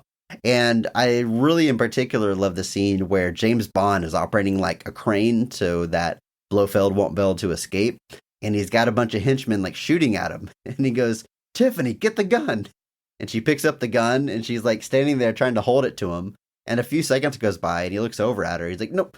Shoot him." Use the gun. And then she starts shooting him, and the recoil is so powerful that she falls off the end of the oil derrick or the end of the oil rig, and he doesn't notice, and he's continuing to operate the crane, and he's like, "Okay, Tiffany, jump." And he looks over, and she's already in the water. Gone, yeah. It's great. It's action, it's shootout, it's intense, but it's very funny, and it's what I'm going to highlight as my favorite scene of the movie. I think, yeah, we're getting towards the climax, if you will, of the film here, and this is just classic. This is the Bond action at this point. This is we're in the thick of it. We're going on. We're having a blast at this point. And so, yeah, I agree. This is really fun. Like I said, still room for humor, still room for all the kind of classic Bond hallmarks at this point. But yeah, it's a good time. The tone and fun of that scene kind of continues into this like almost epilogue of the movie, where Tiffany and Bond are out on like a cruise liner, and you see that the assassins that we kind of forgot about are, for some reason, are still operating, even though Blofeld is seemingly dead, are on board the ship, and they try to kill him. And it's kind of an intense scene because they have like a bomb, and they're always trying to assassinate him, but the levity is still here. And then James Bond kind of wises up to like these two. They bring in a cart of food, like they're going to serve them, even though they didn't ask for room service. And James Bond kind of catches on, like something's not right here. And they just straight up try to kill him instead of waiting for the bomb to go off. And literally one of them wraps a chain around James Bond's neck, and they're trying to kill him. And the other one lights the kebabs on fire and is walking over to stab them with flaming kebabs, I guess. And there's this shot of Tiffany, a close up on her face as this is happening, and she just goes, "Eee!" Like that's the extent of her like horror at this scene of them getting killed. But she just patiently sits there and waits for James Bond to, of course, dispatch of these two guys and throw them overboard and blow them up. And yeah, it's like the movie's not trying to pretend there's suddenly high stakes at the very end. It's like, here's one last action gag to send you home happy. I agree. This is a fun little cap to the movie. A fun little cap where one dude gets blown up and another one gets burned to death. Good times. It's good times. But yeah, so he comes in with the flaming kebabs, and I was just like, even me watching it, I was like, what are you doing with those? Like, what is the plan here? But then Bond like throws, I'm gonna make him eat them while they're still hot. So Bond throws alcohol on him, so he like catches on fire, and then he like jumps off the edge to put himself out, and then he throws the other guy off. I do like the little trick Bond plays to kind of reveal that they're not who they say they are. He does the whole, he basically gets him to trips him up about the wine. He gets the guy to say, "Oh, we were out of that wine," and then Bond's like, "This wine is that." The guy's like, "Well," and then they just start fighting because he knows he's been found out. So, but yeah, good stuff. I like this one a lot. Kind of again, it plays into the tone of the movie and kind of in general. Now, A sequence I do like, but really doesn't play into the tone of the movie, is the intro to this movie. Okay, I have so many questions about the intro to this movie, Yes. so I'm glad you're bringing it up. So the intro to this movie is basically Bond on like an intense mission to find Blofeld, which he thinks he does and thinks he dispatches him. Now, Are these all new scenes to this movie? yes, Because it plays like a recap from like a previous movie. yes, it does. So It's so fast. the end of the last movie, the end of On Her Majesty's Secret Service. And so, Chris, this is unfortunately spoilers for On Her Majesty's Secret Service. That's fine.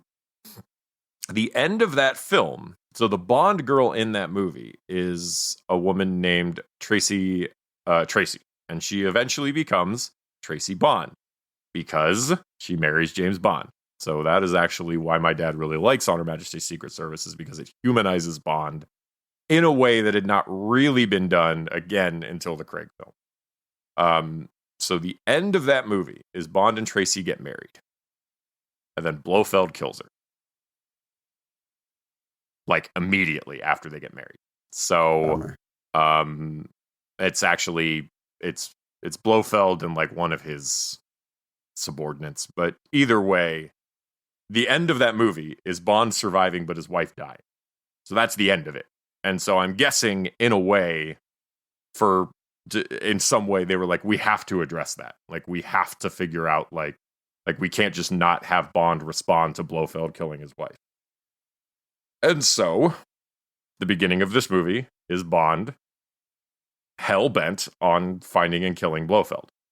And so, he, like I said, believes he succeeds. And then just goes right back to being James Bond. Okay, I'm caught up. I'm watching the movie. I'm watching the movie. I can just read you my notes to get an idea of like what I'm thinking at this time. So like my very first note, gun barrel intro is so cool. Right? Classic James Bond thing. You're looking down the barrel of a gun, but he shoots you before it's cool. Blood runs down. I love it. And then they're just like playing these like flashes of scenes. And my next note is the line, "There's something I'd like to get off your chest." And then he strangles a woman with her bikini top. He just like walks up to this woman on the beach, takes off her bikini top and strangles her. He's like killing these people for information. But it's like bam, bam, bam. I have a note that he looks old. And then my next note is, I feel like it's the middle of the movie. Like there's these characters that I don't know, and this information he's getting. He makes his way to like Blofeld's lair, and there's like fake Blofelds, and there's like this mud bath, and it's just like, I'm like, am I supposed to like have any frame of reference for what this is? Because I don't. And then my next note says, well, rad opening sequence and song. Because we go into the Diamonds Are Forever animated sequence these movies are famous for with the song playing. So interesting that I mean, obviously we should know who Blofeld is by this point. But yes. Otherwise, everything else we saw in that intro is new information to this movie is what you're telling me. Well, yeah, and Blofeld is again played by somebody else. Because like I said, the kind of classic presentation of Blofeld is Donald Pleasance from You Only Live Twice, but in On Her Majesty's Secret Service, he's played by Terry Savalas. And then in this movie, the one right after it, it is revealed that it's Charles Gray. And it's actually, I do kind of like the twist with that plastic surgery plot, because you think the twist is that Blofeld is trying to change his own appearance. That's kind of what I thought was happening. And then ultimately, not for a while, it is revealed that no, Blofeld is just making multiples of himself. And impeccable work. I don't know who they performed the plastic surgery on, but it was a dead ringer for Charles Gray. That dude doesn't get paid enough. But yeah, so I feel like the only reason the opening sequence is there is just to give us closure to the previous film. Because, you know, his wife died. But otherwise, I would have seen this movie just playing out like a standard Blofeld plot where just it's revealed Blofeld was behind the whole thing. Because that's kind of the more classic thing, is you kind of, Blofeld is ultimately revealed as the villain. And, but yeah, this opening sequence, like I said, this is like really straightforward by and large. Like, it's very serious. It's very like, it's just Bond is just like you said, he's killing people on his way to Blofeld, and then kills Blofeld. He kills Blofeld, but like boils him alive in this like boiling mud thing. I don't even know what it is, but just like throws him in it and like turns the heat up and like just like I forget what he even said, but it's like, enjoy hell, Blofeld. And I was like, whoa. But then when you think about the fact that this is revenge for killing his wife, then you're like, oh, this makes a little bit more sense. Makes sense. It makes sense. It's funny because I said already, like I see the parodies before I see the original, right? Right. And I'm thinking back to like Austin Powers #2. In the very beginning of that movie, it's revealed that Vanessa was a fembot all along. So like his love interest from the first movie, at the very beginning of the second one, oh, she's evil, boom, she's dead. And Austin Powers is sad for a second, and then he goes, wait a tick, I'm single again. And he goes and does a big dance. Like as a kid, the joke is like, wow, the significant character is dead, and he gets over it real fast. But like, that's James Bond. Like every movie, he has a new love interest that he falls in love with. Even if they get married, they're gonna die, and he's gonna move on to the next one. So that joke has like an extra layer to it when you know like the source material. Yeah, absolutely. And that's actually kind of a thing that I think doesn't really get pointed out about Austin Powers enough. Is like it really does like it's a deep dive. It's one of those things that's clearly parody, but there's also that level of respect of like all going back in and looking at all the different material, and looking at all the different things that you can do, and just realizing that while these are jokes, there's still these like, time tested staples that are kind of underneath all of it. And yeah, you're talking about just the influence of these movies. Like how many villains have you seen in things, whether it's even cartoons as a kid, where the villain is sitting there like petting a cat? Like that's Claw that's from Inspector Gadget. Yeah. That's Blofeld. Yeah, you don't see his face. You just see And for a long time, you didn't see like there's several movies where you don't see Blofeld's face. You just see him like sitting there with his cat, and so it's just these time tested tropes that have lasted for a reason. It's one of those things where people are like, people don't realize it's a joke, or they don't realize the reference, but it's like, man, this stuff has been around for, I mean, like you said, Dr. No is 60 years old at this point, and that is a long time. Chris, we're coming up on Batman and Superman having existed for 100 years. That's insane to think about. Like, I will live to see the 100th anniversary of Superman. Well, I hope. I don't know what the future holds. But like, just the idea that these characters could exist and kind of thrive for so long really is kind of insanely impressive. Andrew, let's talk about some of the dialogue in this movie. So, for example, the line that I used in the intro, where he takes Plenty O'Toole back to his room, but his room is full of the bad guys, and they throw her out the window. She lands in a pool. She's safe for now. And then James Bond says, "I'm afraid you've caught me with more than my hands up." I mean, the implication there. Why are you telling them that? Why are you telling them that? I mean, they can see. They know what's going on. Those pants aren't the loose, implication guys. there. And then there's a scene earlier when he first meets Tiffany, and she's putting on like she's barely dressed, and she's putting on like a bunch of different wigs and different colors. And she asks him, "Which do you prefer?" Because she changes from a blonde to a brunette. And his response is, I had to rewind it and put on closed captioning. He says, "Well, providing the collars and the cuffs match." Is that just like a fancy English way of does the carpet match the drapes? That's what he's implying there, right? That's exactly what it is. That's exactly what it is. It's this, I don't know. This movie's not that old. It's the early 70s, but still we just, these are the kind of crash jokes that we hear today in movies and don't think twice about it. And there's just something just so weird to me about seeing these old movies with these same dick jokes that we get today. It's just, it feels so strange. It feels like it you're not supposed to know about these things. You're not supposed to joke about these things. No. Classy adults. No, you're not supposed to do that. But yeah, there's a lot of that. That scene where they throw Plenty of Tool out the window and she lands in the pool. Like, she lands in the pool and the henchman is literally like, I didn't know there was a pool there. Just I think he's like just implying that, yeah, just straight up tried to murder her. So what? A joke that appears again in The Wolverine. They do that exact bit. Wolverine throws somebody out, and they're like, how'd you know there's a pool down there? And he says, "There's a pool down there." Good stuff. Now See, I know the it's an influence homage is to just Diamonds Are Forever. say the influence is endless, Chris. In that same scene, the bad guys that throw Plenty of Tool out the window, they all just like leave, and Tiffany is there and she's in bed, and they're talking back and forth, and she's in bed in her lingerie, and James Bond is like off screen, but his voice is quieter and kind of muffled. And then when it finally cuts back to him, we see why. He's naked and he's holding his tuxedo like on a rack, and he hangs it up. We immediately like smash cut to James Bond now in bed with her with an ashtray on his chest, and she's smoking. Just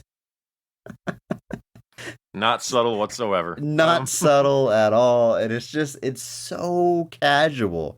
Like, and then they had sex, and then the plot continues. Like, it's just boom, boom. That's what James Bond does. It is. That's what James Bond does, man. I have the feeling I'm going to be bringing up like Austin Powers a lot throughout this month, so apologies if you're not an Austin Powers fan, but I couldn't help but think of it whenever James Bond realizes Blofeld is still alive and he realizes he has quote-unquote clones.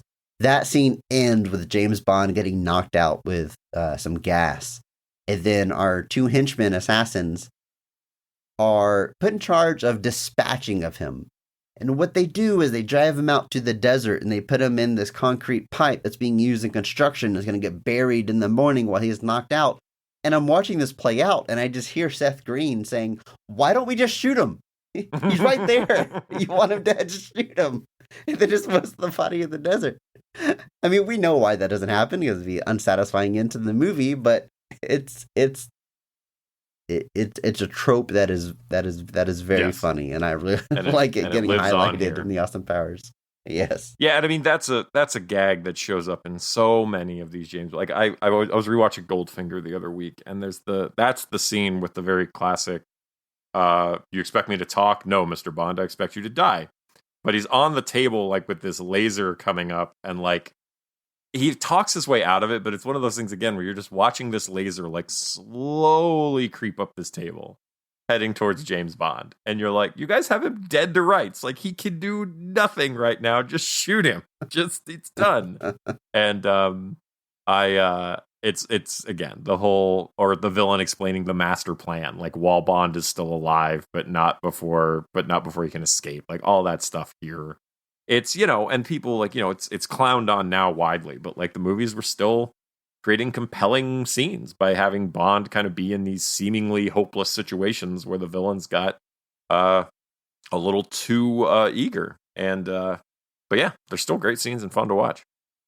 It honestly reminds me a lot of comic books. We got our unkillable hero. We have our over-the-top villain, our villain's lair, like Blofeld's like map of the country under the floor that you see through the glass. Yeah. Like, who built all this stuff? Who cares? It doesn't matter. It's the villain's lair. And then like you could kill the hero, but you do something convoluted so he can escape. It is like it's comic books, or at least what superhero books became. Perhaps superheroes are also influenced by James Bond. I don't know. Yeah, but I'm sure it's a classic story nonetheless. And I've got to say, I'm not too far into my James Bond watch yet. I got Dr. No and Diamonds Are Forever, but so far so good. I mean, this is for some of the reasons we've pointed out. I can understand this movie being considered the low point of Sean Connery's era, but still a highly regarded Bond film in the grand scheme of things by critics and fans of the series. And I can understand why. Like all the hallmarks are there, the tropes are there. It's checking all the boxes. It gets silly without turning parody. Still having a good time with it. I don't know what's ahead for me. I got a lot of James Bond movies to watch. You have a long road ahead of you, Chris. Yeah, Okay, I was looking at a couple we'll see of... week to week how this changes, but James Bond 007's getting a thumbs up for me so far.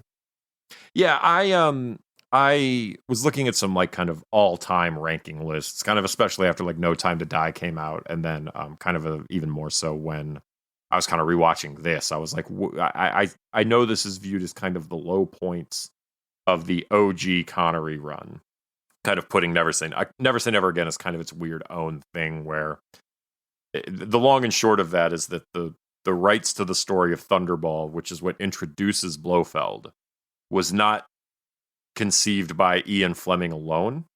Kevin McClory had a part of that, and so a lawsuit that came in the aftermath of all of these was that McClory had rights to that story. So Eon Productions, owning the rights to Fleming's works, did not solely own the rights to Blofeld and Spectre.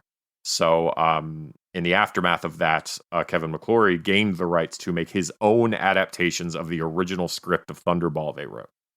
So that is why, unrelated to any other James Bond films in 1983, Kevin McClory was able to essentially have Sean Connery star in a remake of Thunderball. So that one brought in Irving Kershner to direct. Sean Connery came back.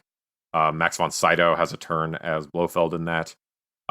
It's a very strange, because it's in a bubble. Like, obviously you're meant to be like, this is Sean Connery's James Bond back for one more adventure, but it's essentially the story of Thunderball retold. So it's a very strange thing that kind of exists in its own pocket. People kind of loop it in with the Casino Royale adaptation, which again, that was made in 1967. So like, they made a parody Casino Royale adaptation while Sean Connery was playing James Bond. And that's just, again, such a strange thing to think about. David Niven took a turn as James Bond in that one, another famous kind of suave actor of the time. But yeah, so when you're looking at Connery's original run, this is kind of seen as the low point. Like, everybody came back to try to capture the lightning one more time, and it didn't quite get there. But when you look at it in the context of the whole series, bringing it back to my original point after that sojourn down a side path, but it's still ranked most of the time in the upper half. People really do. There are some other Bonds that people feel have some much deeper low points than this. Because like you said, even if this is the low point of Connery, you're still hitting a lot of your classic Bond hallmarks.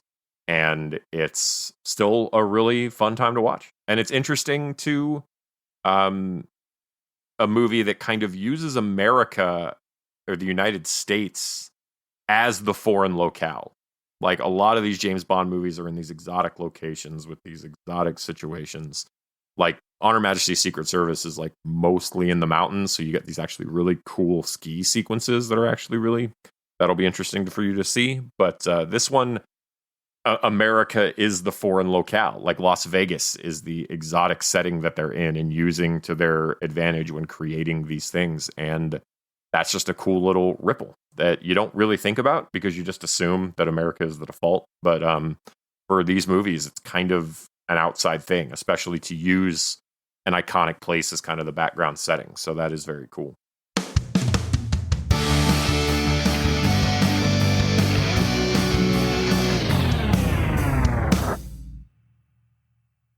Andrew, 80 episodes down.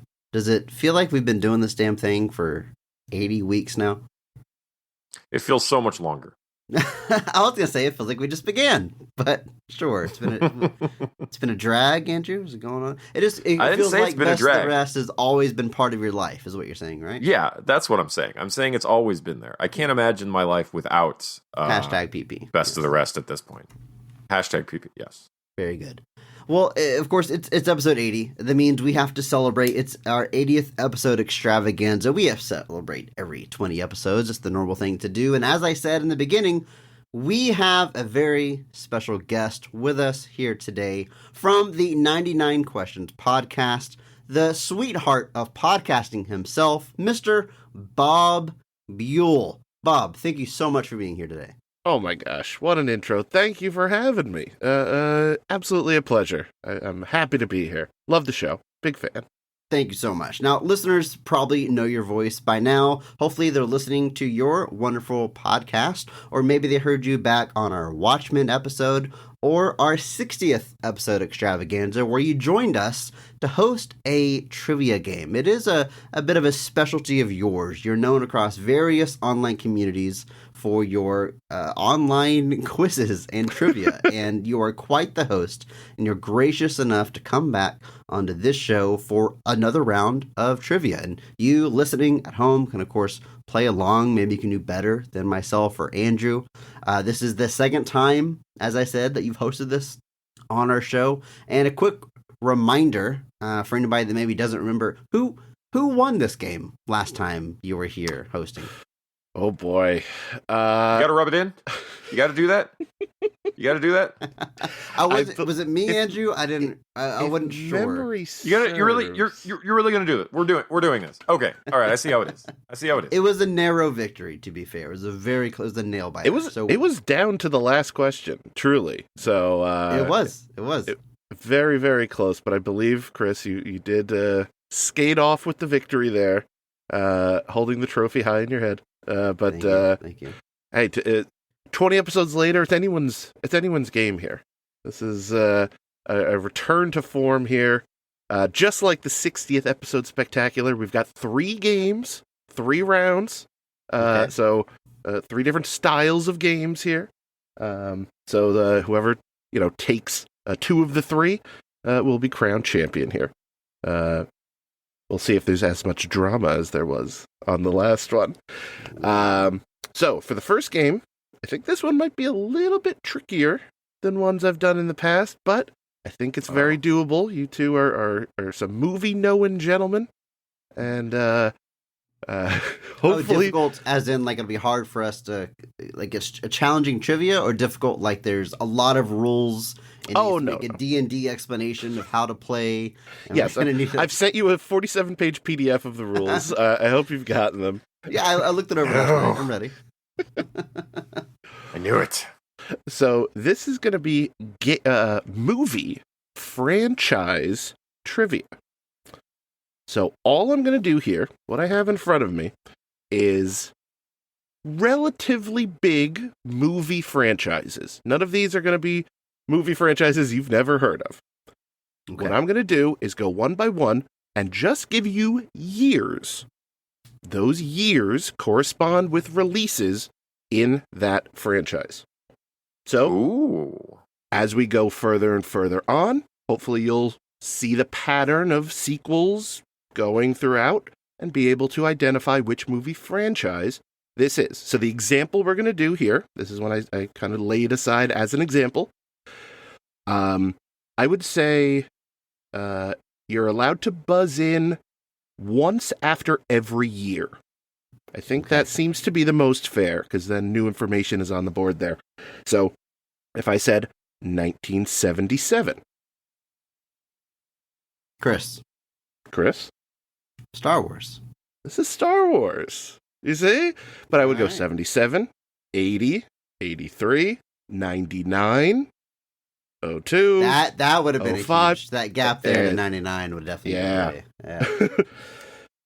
So, you can use your guess as you see, but yes, after I say a new year, you got a new guess in the tank. All right, okay. But if both of you just want to pass on the year, we can just move right along. All right, that is fair. The rules clear to both of you? Got it. Yeah. Beautiful. All right, first one here. 1993. You remember it well. 1993. I was 6. It was a hot summer. So, like, I got nothing to lose by buzzing in here and taking a guess, right? You can, or we can roll forward into the next year. Yeah. Chris, what do you got? Jurassic Park. This is Jurassic Park. Oh boy. I just did finger guns. I did some pew pews so everybody could hear it. So for the record, that was 93, 97, 01, 15, 18, and 2022. Nicely done. All right. Moving on to the next one. 1995. What a year. Andrew, Remember it well. Andrew? I'm going to just take a guess and say Jumanji. Ooh, solid guess, but incorrect. You fool! I ain't heard you say nothing yet, Chris. I will pass. Okay. Then we got 1995, 1997, 1995, 1997. Pretty quick turnaround. Mhm. Let the brain stew for a second, and we'll move on to the next one. We got 95, 97, 2021. Okay. All right. Okay. sequel. All right. Hold on. Mhm. Hold on. 95, 97, 2021. Correct. And I'll tell you here that as of now, that is the end of the franchise.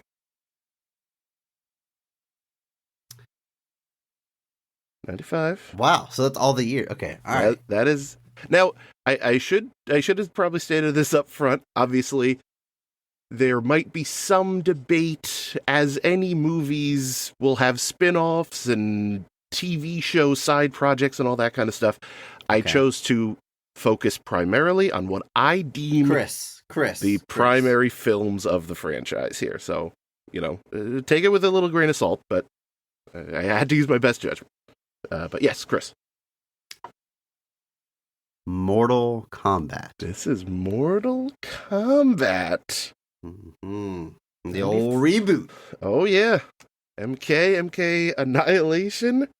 And of course, that reboot that we know and love. Oh, 95 so well. still the best, in my opinion. Hashtag Oh. PP. Come on, of course. All right, it is 2-0 here. Chris in the lead. Next film. Franchise. 2001. 2001. Andrew, Andrew. Fast and the Furious. Again, solid guess, but incorrect. Yeah. I look to Chris, and Yeah, I'm gonna pass. This is Okay. the year. This is in between X-Men and Spider-Man. I think I didn't know any movies were released in that time period. So I don't know. I'm pretty sure 2001, there were no movies released. no, I'm a little, weird um, asterisks of history. Yeah, just they forgot that year. They all thought the world was ending after 2000. They just weren't prepared. Oh, we gotta make movies again? Shit. I don't know. I was hoping on that Y2K bug to come along. 2001, next franchise, next entry in the franchise. Excuse me. 2002. Wow. Quick turnaround. 2001. 2002. I mean, that makes me think of like horror. But that fast turnaround, but like that's too soon for Saw. Saw was in 2001. I think I'm gonna pass again. Andrew, I'm gonna take a guess. Andrew. Final Destination. Ooh, incorrect. Nothing to lose. Yeah, exactly. 01, 02, 04.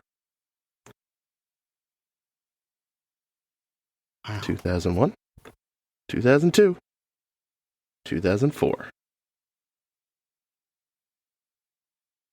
I look to both gentlemen here. Their Man, brains, There's someone listening, screaming. so many at gears their- moving here.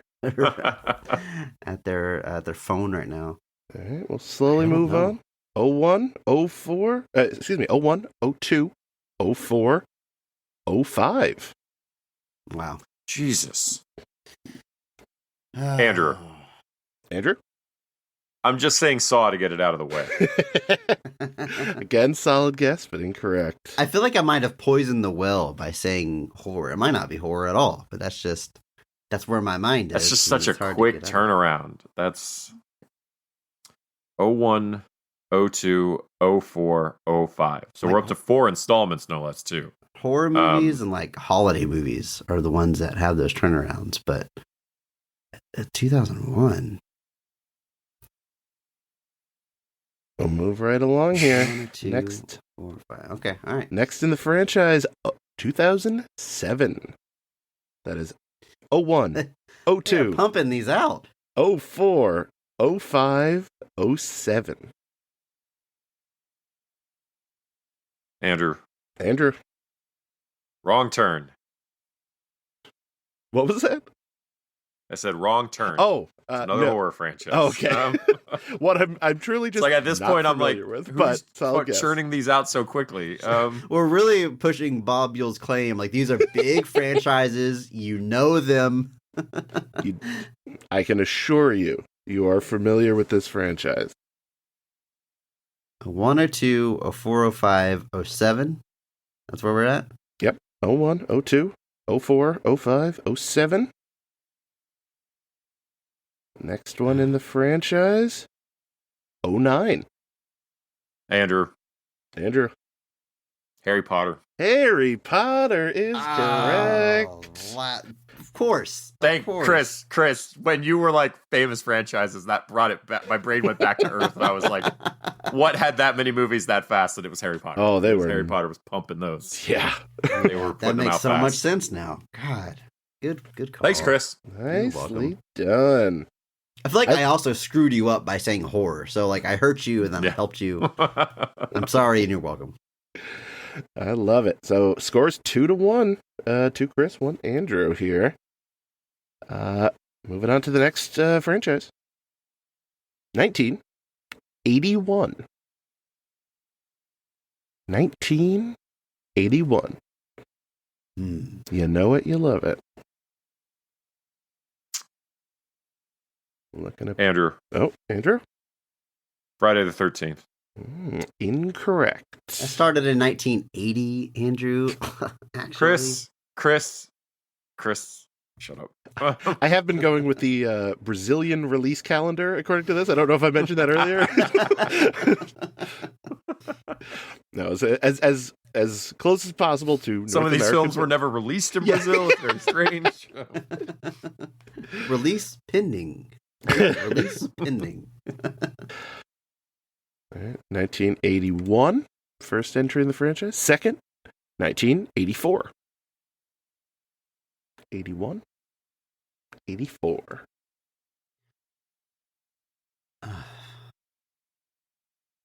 Love to see the gears moving. There's so much thought happening. This is why I wanted this to be round one, because I think this is a fun, all-encompassing.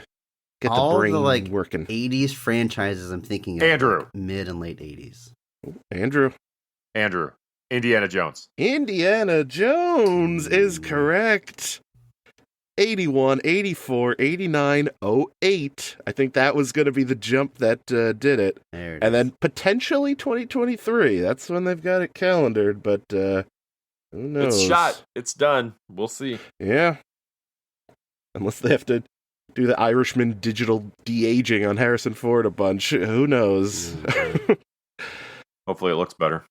Wasn't Hashtag Shia repeat. LaBeouf like poised to take over? Did something happen with that?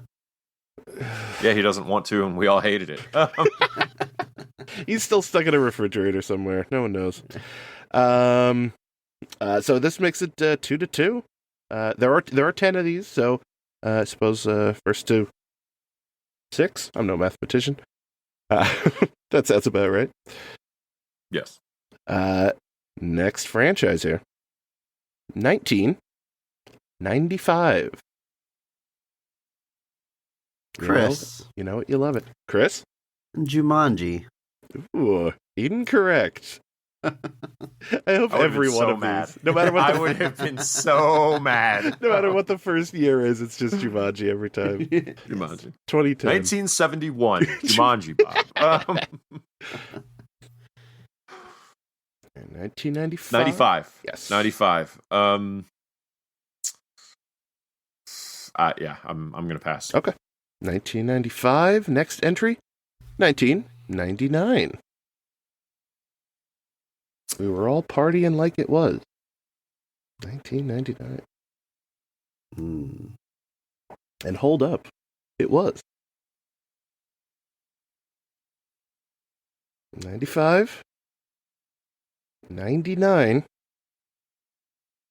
Next entry in the franchise. 2010. There's a jump. Hmm. Huh. 95, 99, 2010. Chris. Bad Boys? Ooh, a solid guess, but incorrect. Yeah. I'm pretty sure 2 came after 99, but That's what I love about this game. It's those gaps that really make you think. I got 95, 99, 2010. Next entry in the franchise, 2019. Man. 4 years, 11 years, 9 years. 2019. 95, 99, 2010, 2019.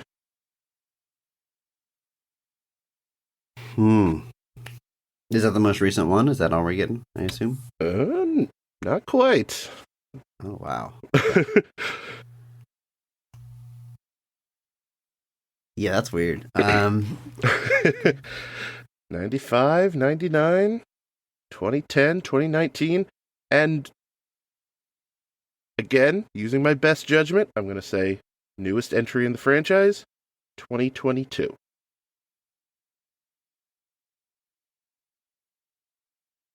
Odds are, Andrew, you've seen the newest entry of the franchise in theaters. You've seen like every movie this year.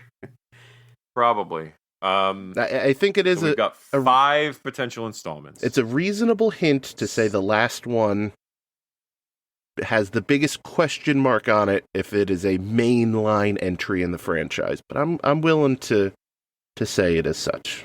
Okay. So we're thinking All right. spin-off, reboot, spin-off. maybe remake. Well, reboots are okay. I think reboots, remakes count mainline. We did Mortal Kombat. Yeah, yeah. So we're looking at something that's adjacent, quite possibly. That's an excellent way of putting 95, it. 99, 2010, 2019. That's our core franchise. And then we've got like a spin-off-ish thing this year, or was it last year? This year. Year of our Lord 2022. Yes. Well, my siblings in Christ, I'm running out of ideas. I can drop some hints if you're both totally neutral here. No hints. Give us some time here. Okay. It's good podcasting if we just right. sit here and think a while. No, this is... Yes, the silence allows our viewers to be even more mad. But our viewers, our listeners. I wasn't going to correct you, but... all right. 95, 99, 2010. That 99 is really throwing me because that's literally my favorite year in movies. I feel like I know every movie that came out in 99, and I'm not coming up with any franchises that line up. Mm.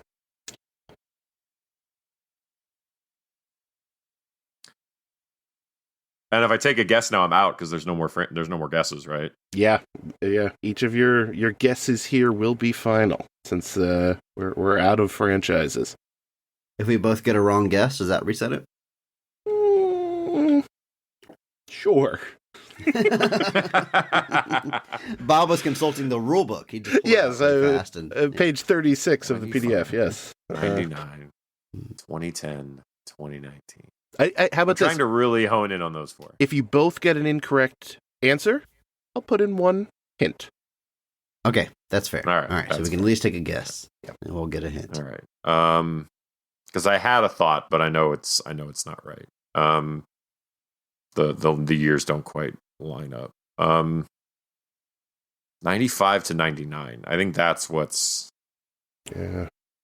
And then so long between the sequels, and then just a spin-off this year. That's.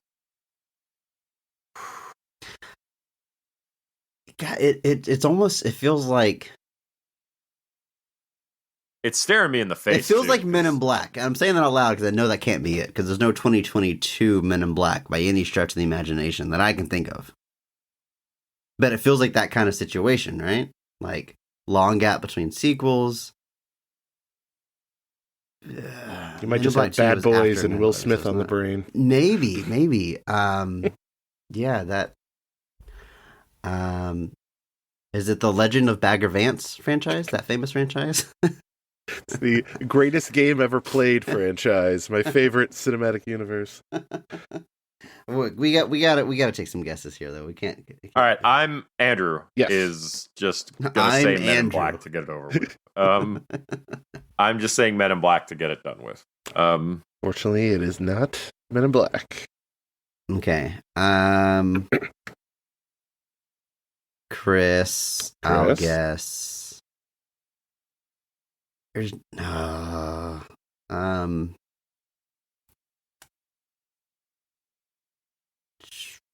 can't even think of anything that like is Child's Play. I'll throw that out there. Incorrect. Yeah. So I'll give you a hint. The latest entry in the franchise, the 2022, as far as I know, does not share any of the same actors and is a different name from the previous 4. Interesting. So Yes. I could tell you Interesting. definitively the previous 4 are numbered sequels, but the 2022 is not. Different name altogether. So we're dealing with the 2022 one is again like a name only potentially type situation, or just No, not even a name only thing. Like just it's basically a spin-off that. Oh, well, wait. I'm sorry. I just said like I got it, but I don't. There No, I was. was I guess almost a it'd be like, revelation. it doesn't line up at all. I was thinking Kingsman, but that the years don't line up, and the newest one is still called Kingsman, but it's got all new characters. But it seems like a situation like that, maybe like a prequel, maybe like I've got one more hint. If both of you get it wrong here, that I think will give it away relatively quickly. We're gonna hit ourselves, aren't we? I want to dive deep into my brain one more time. Chris, you can cut out all this dead space too. But no, it's staying. Just make it sound like we got it immediately. God. 95, 99, 2010, 2019. Yeah. That's our main numbered franchise. God, I go to the movies all the time. I'm trying to think what would have come out. 2022. One came out this year. What movie that came out this year is connected to a franchise in some way? The first 4 are numbered. Let me look at my AMC app real quick. No. Get your phone out here. Going through, rifling through ticket stubs quickly. Jesus, where are they? Pull up my 1995 book of ticket stubs. See what I saw that year. And like my brain thought like Scream popped in, but Scream doesn't line up like that. 95, 99, 2010, 2019. And then a spinoff related movie this year. Part 4 came out in 2019. Within this loosely connected one this year. This is the subtlest of loosely hints. connected one is making it even worse. Yeah, the subtlest of hints. You will be mad at yourself for once I say the answer here. God. And these are big franchises. All these Big answers have franchises. been like major franchises. This is like a thing. Oh yeah, Maybe I wonder if it's a franchise that we don't like. I'll be very upset. Like this is something we actually like enjoy or big fans of, and we can't think of. as far as I know, all of these are critically loved. With some variation, obviously. I'm But gonna hate myself. I am going to hate myself. maybe More than I already do. Maybe not the latest entry, but I'm not even. I don't know, to be honest. I'm going to be half relieved to know what it is and half upset I didn't think of it. But man, If you want that 95, last 99. hint, again, I think it'll be it'll lead you in the right direction. My brain, my ego purely wants I me to know. not have to need the hint. Like I don't. Much want to need the chagrin hints. of our listeners, I'm sure, who were like, "End this."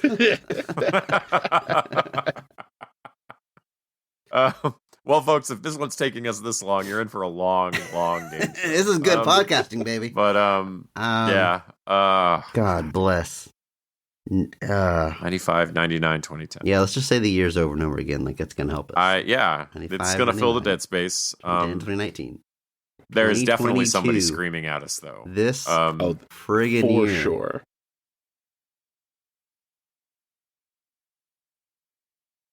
I'm even just trying to go back to 95 and remember like what franchises started in 95.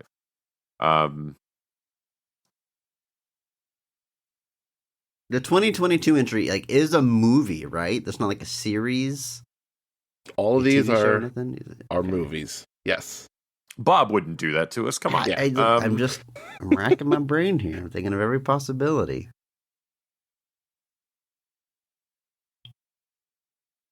It's exclusive All right, to all right. Vudu streaming services.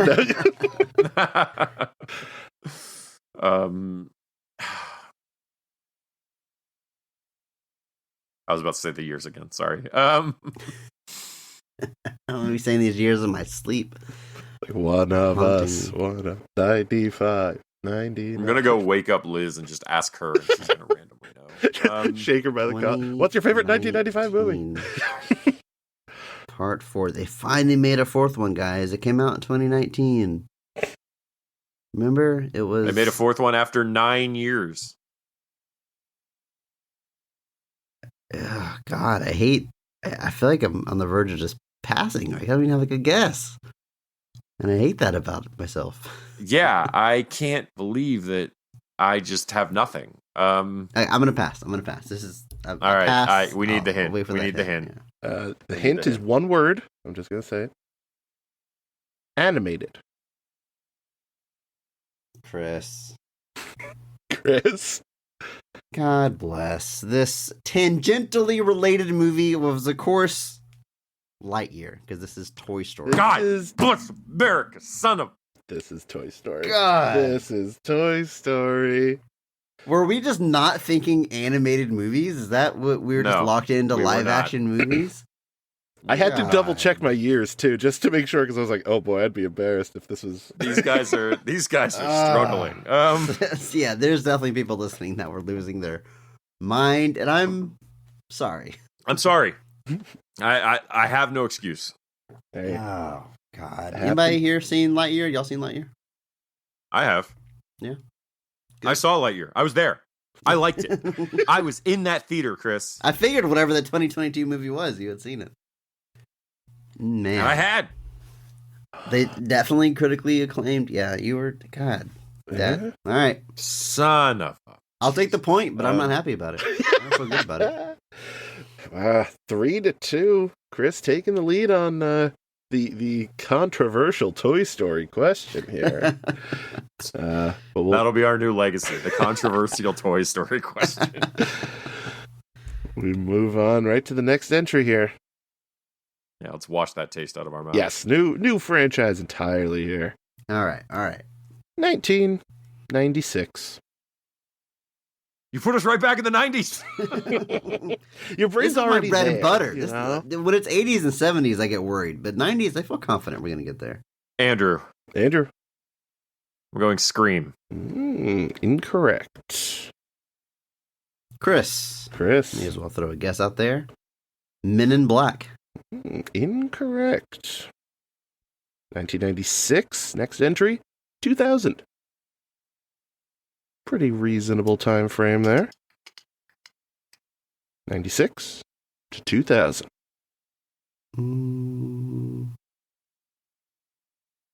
Tempted to guess Bad Boys again. Andrew, Andrew. Bad Boys. Coming in with the snipe. No, unfortunately, it is not Bad Boys. 96, 2000. Chris, Blade. Incorrect. I think that was 97. But okay. We go 96. We go 2000. We go 2006. 96, 2000 to 2006. Okay. They're taking the time with these movies here. Decade of decadence, no. yes. Not rushing out sequels. Decade of decadence, you say. I say purely to Analyze this statement. Like overanalyze, like, well, Bob's wearing white, so it must have something to do with that color It's a red palette. tie. Yeah. Who wore a red What does tie? the red tie mean? So 95. I'm like a Bray Wyatt promo. Or It's 96. just subtext everywhere. See that QR code flash up on Bob's screen? Scan it. 96. So 96, 2000, 2006. 2006. 2006. We've been I'm going to pass. Mm. Yeah, I'm gonna pass too. Next one, 2011. 96. Man, Ooh, got my pen. Is that a clue? Maybe. 96, 2000, 2006, 2011. We're getting about a 5 to 6 year gap between all these guys, or 4, 5, 6 years, taking their time. Chris.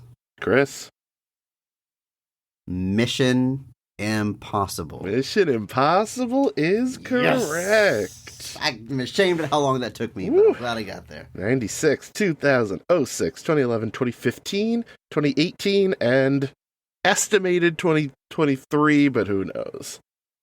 /4. Yeah, probably most likely. We're going to space, baby. That for Chris. Everybody else is doing it. Can Tom Cruise run in space? He's gonna find a way. Very slowly. They like invented some special shoes that he can run on a spaceship. He's gonna invent artificial gravity sustainable so that he can run in space. That's how dedicated he is to it. I love it. Chris, you're sitting at 4. Andrew's sitting at 2 points here. Uh-oh. Next franchise. 1978. Andrew. Ooh. That was Immediately. fast. Superman. Solid guess, but incorrect. That is a good guess. Bob, are you sure? I mean, based on the information I've given, you're not wrong, but not to the one that I'm looking for. Chris. Wish I could give you the point. I wish I could, but it's in the PDF. Chris? Halloween. Halloween is correct. Andrew hates me for getting that right now. I can feel it. 78, 91, 92, or excuse me, 81, 82, 88, 89, 95, 98, 02, 07, 09, 18, 21, and 22. Woo. Do you know why I got that one, Andrew? Recently on the podcast, I got the year that H2O came out wrong. And you're like, Chris, H2O, 20 years later. Came out in 98. So I will never forget that the original Halloween came out in 78. And it just earned me a point. So See? I got you to thank, Andrew. Andrew, you're part of the origin story for this. You're the joke. I think Well, folks, we we've are reached part the of end of his Best of the villain Rest. origin story. Ooh, it is 5-2. So this, any one of these can be potentially round point for Chris here. We'll move on to the next one here. Next franchise. 2000. 2000. You know it, you love it.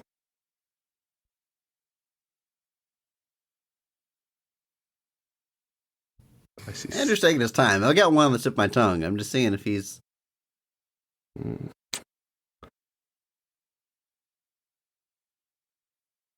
Look at both contestants. I have nothing. Chris. Oh. I mentioned it earlier, but is this X-Men? My God. It's X-Men. It's X-Men. 2000, 2003, 06, questionable 09. I want to say that was the Wolverine spin-off. 11, another Sure, that questionable counts. 2013, 14, 16, a questionable 17, and then 19 and 20 again. They have a lot of... It turns out the X-Men canon is a little... it's a little all over the place. New Mutants probably the most questionable. Well, I guess Deadpool's kind of questionable. You have Deadpool in there? Deadpool, Logan. It's all very loosey-goosey. Yeah, you know, they've rebooted themselves a few times, so. Deadpool 3, is that going to count? I don't know. As a tiebreaker, I had one more in here, and it's just filled with questionable ones. So since Chris took the round, I say we just do this one for funsies, just to clear the air. Then we'll move on to the next round. I would say Different game. I would say you could do them all for fun. You went to all this trouble. Let's see if I can at least regain some dignity. Well, here for the sake of time, I think here I'll do one more, the most fun one, and Okay. we'll stick with this one. This very well. I don't want to give any hint. I'll just go into it. But again, most entries in this are going to be taken with a grain of salt. That's all I'll say here. All right. Okay. First one, 1966. Okay. 1966. Yeah, I'm passing.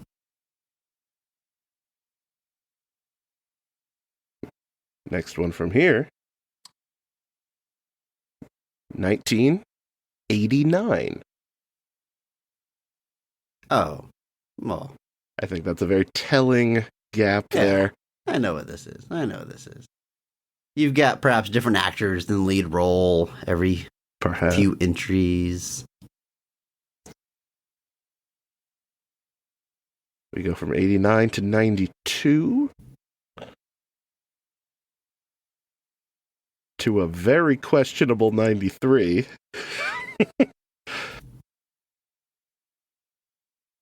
Chris, if you know it, just do it. Finish it. I want to watch you Put the get nail in this angrier coffin. and angrier with each entry.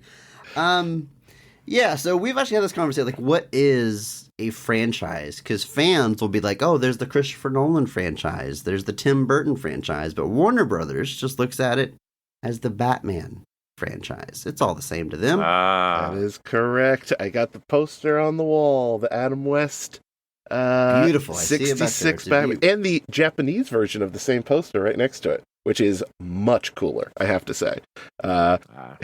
Which features him holding the bomb and him being attacked by the shark. The two best scenes in that movie. Some days you just can't get rid of a bomb. Yeah, 66, 89, 92, 93, which I believe was Mask of Phantasm, which, leaves it in questionable. 95, 97, 05, 08, 2012, 2016, 2017 again, I believe, because of Lego Batman. Again, Okay. See, I was wondering about Suicide Squad. It shows up there. Yeah. Or maybe 2017 was Suicide Squad, 2019 is Lego Batman. Again, it's very questionable. And then, 21 and 22 as well. Well, I already tried this when I did Superman. I figured that he would bank that Superman was a franchise, not as a character versus the thing. That I was saving that one as the tiebreaker, but again, Chris ran away with it by somehow the fact that knowing X-Men came out in 2000. Actually, I probably know that because of which Kevin Smith movie where Ben Affleck is explaining ever since X-Men hit it big at the box office, they're buying up all the comic book rights. Jay and Silent Bob Strike Back. Yeah, because of that monologue. I'm like, oh, X-Men, because I always think of like Spider-Man as the first one, but X-Men was first. People kind of forget that. Yeah, that first. But I one. don't because of Ben Affleck. Blade was technically first. Well, people love to trot that one out, and I'm like, yeah, but like, I'm not trying to discount Blade, but X-Men is a different thing than Blade. I feel like the difference is Blade was most people's introduction to the character, whereas people knew the X-Men, and this was like a translation from like comic books and TV shows and pop culture to the big screen. So I think that's the difference. But Bob, great game. Hey, not a problem. So Chris, Bob, that game was terrible. Chris running away with round one, but we're clearing the scoreboards. Clearing the minds here. We're moving on to round two here. So this is a game that I might have egregiously stole from another outlet, but it still holds true here as a solid game. It is a game called Top Comment.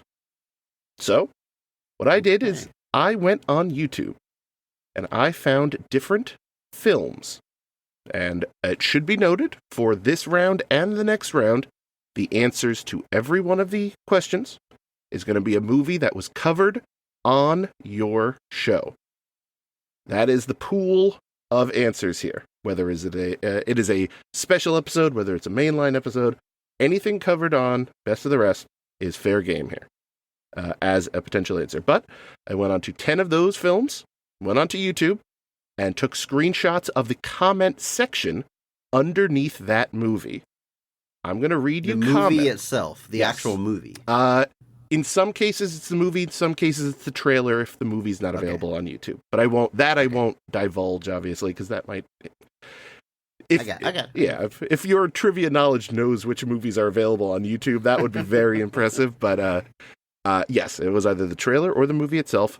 I took a picture of the comment section. I'm going to read you those comments, and through the context of those, try to identify what movie they're talking about. Bob, this sounds like a great game. Just real quick, unrelated, just want to give a shout out to MinMax and their show Trivia Tower, the fastest growing trivia show on Patreon. It's great. Go check it out if you have it. But back to our game. Yes, completely unrelated. All right. So we're going to start right here. And this is in no particular order. I think I might try to hide some of the ones that'll give it away, a little bit, but no particular order. Okay. First comment. I used to love this movie as a kid. That's so many of our movies we've covered. Okay. Same rules. We get like a guess each for each comment. For this one, I would say you get one overall guess. One and you're done. Okay. Yeah, All right. I'll one read and you're through done. some of these comments, and Okay. maybe if you both use your guesses, they both restock. How about that? Got it. Okay. But yeah, because some of these are super vague, some of these are super specific, so I'll read through them. So I used to love. I love the implication of that comment. I used to love this movie as a kid, which implies they don't now. They just are acknowledging that as a child it was good. Again, that can apply to so many movies that we've covered. Right. It doesn't narrow it down. Next one here. I actually love this movie, despite the fact it's more Blade Runner than anything. Blade Runner. Chris. Oh boy, Chris. This might be wasting this, but Super Mario Bros. My God, he's on a roll. Super Is that Mario it? Brothers is correct. That ridiculous dinosaur city set is a little Blade Runner-esque. The next one I was going to read was, I don't know why anyone hates this movie. A cyberpunk, grimdark, comedic twist on what blank, Mario, might be if it was real. And I'm still waiting for the sequel. Why would anybody hate that? Why would anybody hate taking Mario and making something completely different than what it is in the game? I don't understand why somebody would hate that. It's shocking. I know. A lot of comments in the last 2 weeks. Wonder why. Super Mario Brothers is correct. Chris, you got the point there. Well done. Moving along to the next question here. I probably should have created a folder to put these ones I've already used so I don't repeat them. There we go. Okay. Next movie. Here we go. I enjoy this movie, especially all the special effects. I think the old man running was hilarious. I never get enough of this movie. Old man running. Running. Old man running. Okay. Next comment. Chris, I think I've forgotten our entire show. What movies are we talking about? Next comment. Man, running. That seems it's so specific. It seems like it should be a giveaway, but nothing's coming to mind. I'm going to wait for the next comment.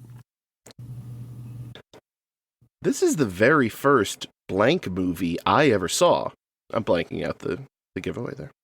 This is the very first blank movie I ever saw, which is iconic for introducing others to the blank series.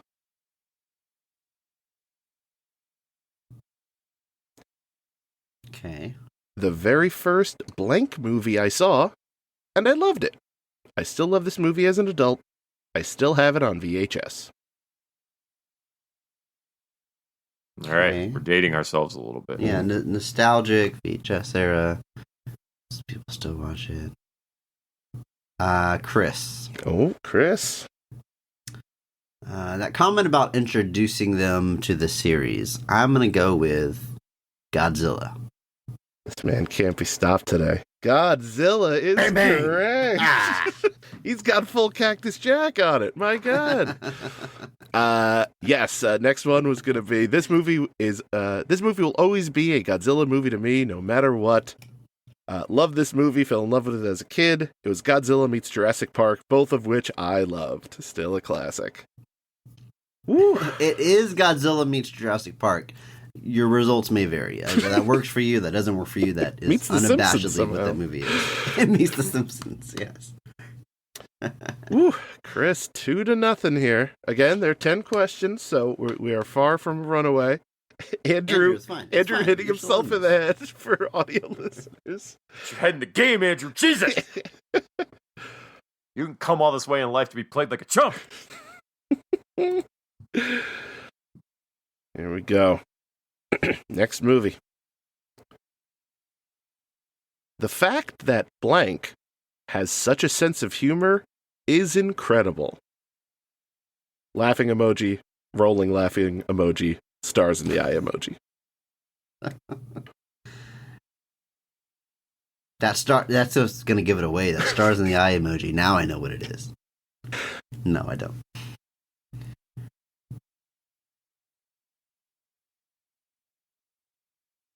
Next comment. I waited so long to watch this, and I loved blank from the start, and never watched this till December 31st, 2021. LOL. Oddly specific. Certainly.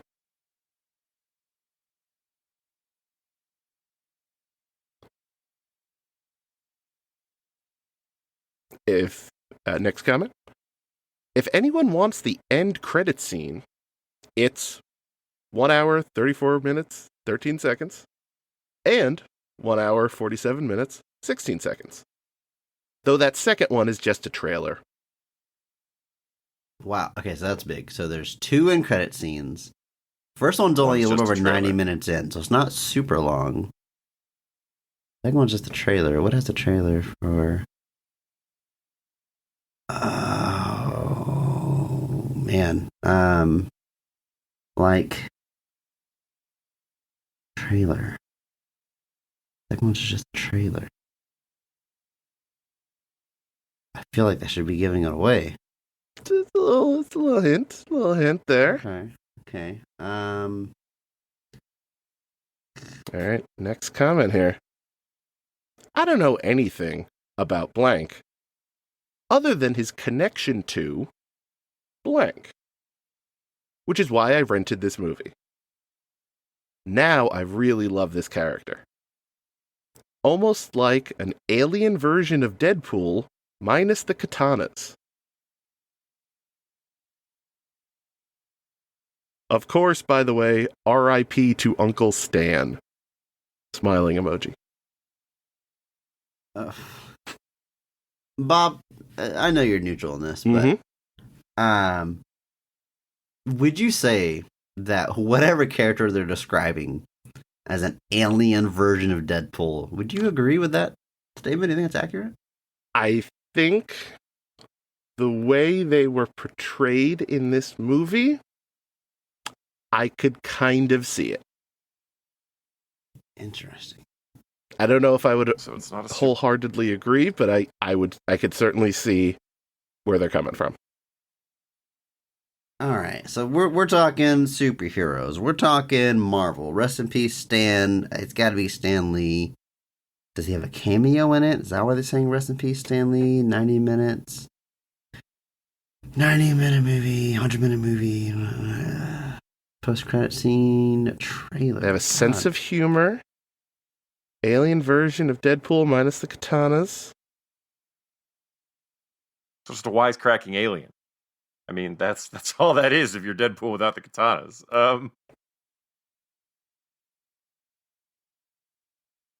Chris, we didn't watch Hitchhiker's Guide to the Galaxy. We did watch Howard the Duck. Would you describe Howard the Duck as a Alien version. The only difference is But there's it's no from space. post credits in Howard the Duck. I know. I know. I've got one The more trailer here. Before. It All right, this might is give it awesome. away here. I love how blank. See, this is now the point where I go, do I blank out this next part or will it just give it away? But I think Blank it for now. Okay. It can be a hint if we need. I love how blank shows up in blank, completely drunk in an end credit scene.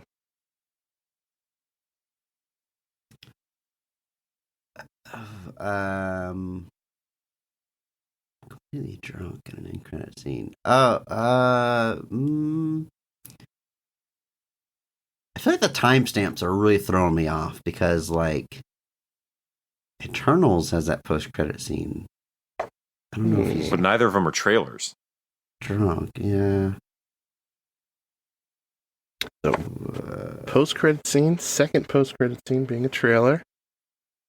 Well, so what that says to me is that there's a mid-credit scene and then there's a scene at the end of the movie.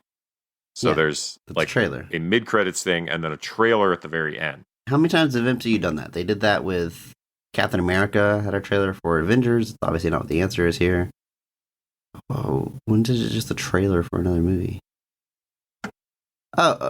Wait. No. I think Spider-Man had a Doctor Strange trailer, I think. But that doesn't... No one's a Deadpool from space in that movie that I can think of.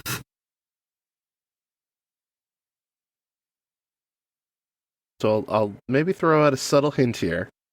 All right. When they said alien version of Deadpool, I think they're using the term alien simply to mean something coming from space, not a gray. If that They makes look sense. humanoid, I think is what you're trying to say here. I'm saying it is something that's coming from space. Well, I kind of assumed that.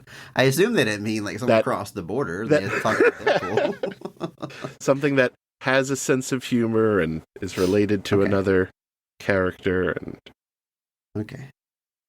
And it's a movie we've covered. correct. This round is the most embarrassing for us to be really bad on because it's Really, it is. movies we know very well. We've talked about, I don't know, about 90 minutes or so. I mean, my mind's kind of locked into like MCU, which might be my downfall here, but we've done We some haven't bonus covered that much of episodes the on MCU. MCU. It's not Eternals. It's not Spider-Man. It's not Thor. It's not Thor. You don't think it's Thor? Thor didn't have a trailer, I guess. The trailer at the end. It's not a trailer at the end. Are we taking the trailer part too literally?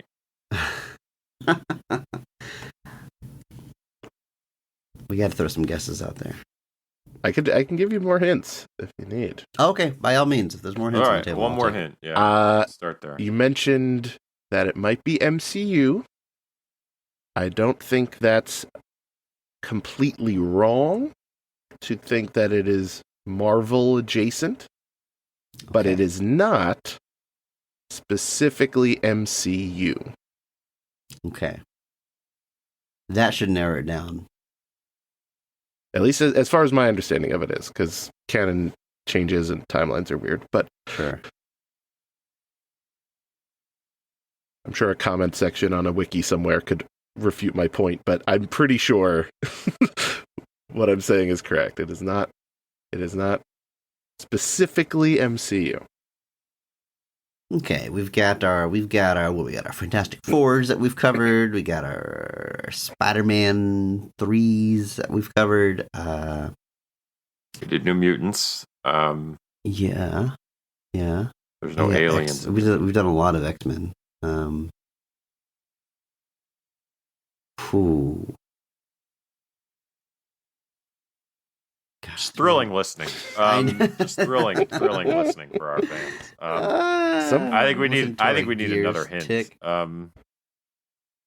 Yeah, I mean, I'm embarrassingly coming up blank here.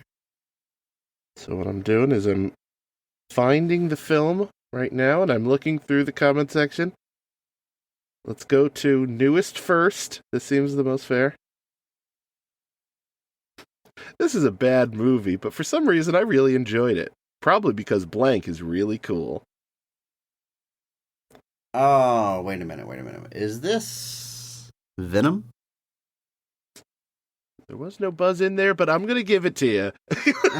Yes, Chris, is this Venom? this is indeed Venom. Yes. I kind of forgot we covered that. Yeah, okay. That is a tricky one. You're right. So, like, Eddie Brock has been in the MCU, or Tom Hardy's Eddie Brock has been in the MCU, but it's interesting. There's a trailer. There's a trailer at the end of that? That's what they're saying, yeah. Maybe just the YouTube version or something, but... Oh, there is. Yeah, it's the Spider-Verse trailers. Spider-Verse. Yeah. Yeah. There. Ha! That is 3-0 this round so far. Chris, dominant here in top comment. We'll move on to next one here.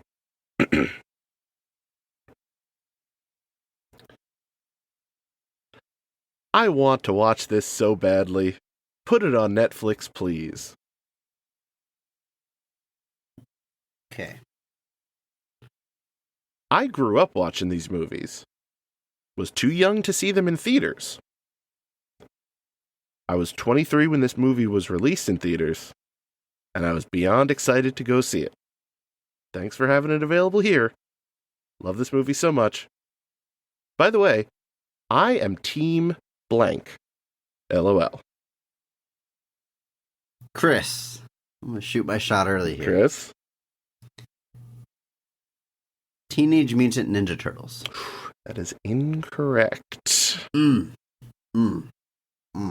right, so Andrew, if you can get used to this, if you want to just listen to all of these here. I'm gonna settle. Okay. We're gonna just keep it coming. Let's see. Here we go. 1980, Fear was born. 1984, The Nightmare began. 2003, The legends come together face to face.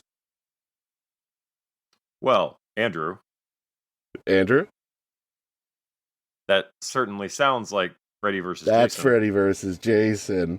I didn't have to hide it in any coy comments. That one spells it out pretty well, but Yeah. Very nicely done. I like the last one here. Jason is so ducking tough, but spelled ducking, D-U-C-K. I don't know if that was supposed to be a typo or not, but I'm guessing it was, but yeah. nicely done. 3-1 here. Move on to our next film. There we go. This movie never gets the appreciation it deserves. A truly underrated sequel. I like that comment. I don't know what movie this is yet, but that's showing some appreciation to a movie that needs it. I like it. This movie is a complete trip from beginning to end. We got a sequel. We got a weird movie, perhaps. Okay. You know when the two cops go airborne and a car flips from one shot from a shoulder-held grenade launcher that it's going to be a great movie. Thumbs up. Two cops go airborne. Chris. Predator 2.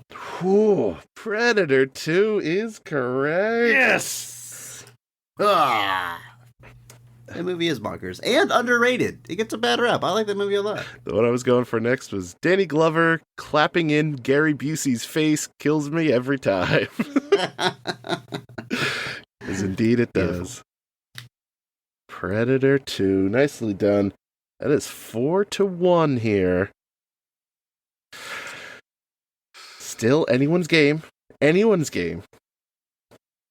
Moving on to the next here. Halfway through. Next movie. Comment says, it was good. Mid to end was really good. Smiley face emoji.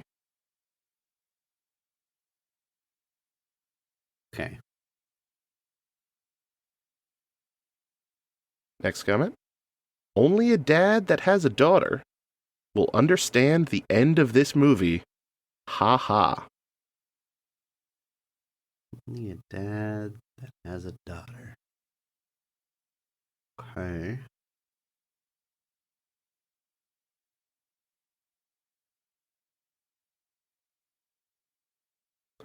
That was funny when blank told the children to never meet their heroes. Laughing emoji, laughing emoji, laughing emoji.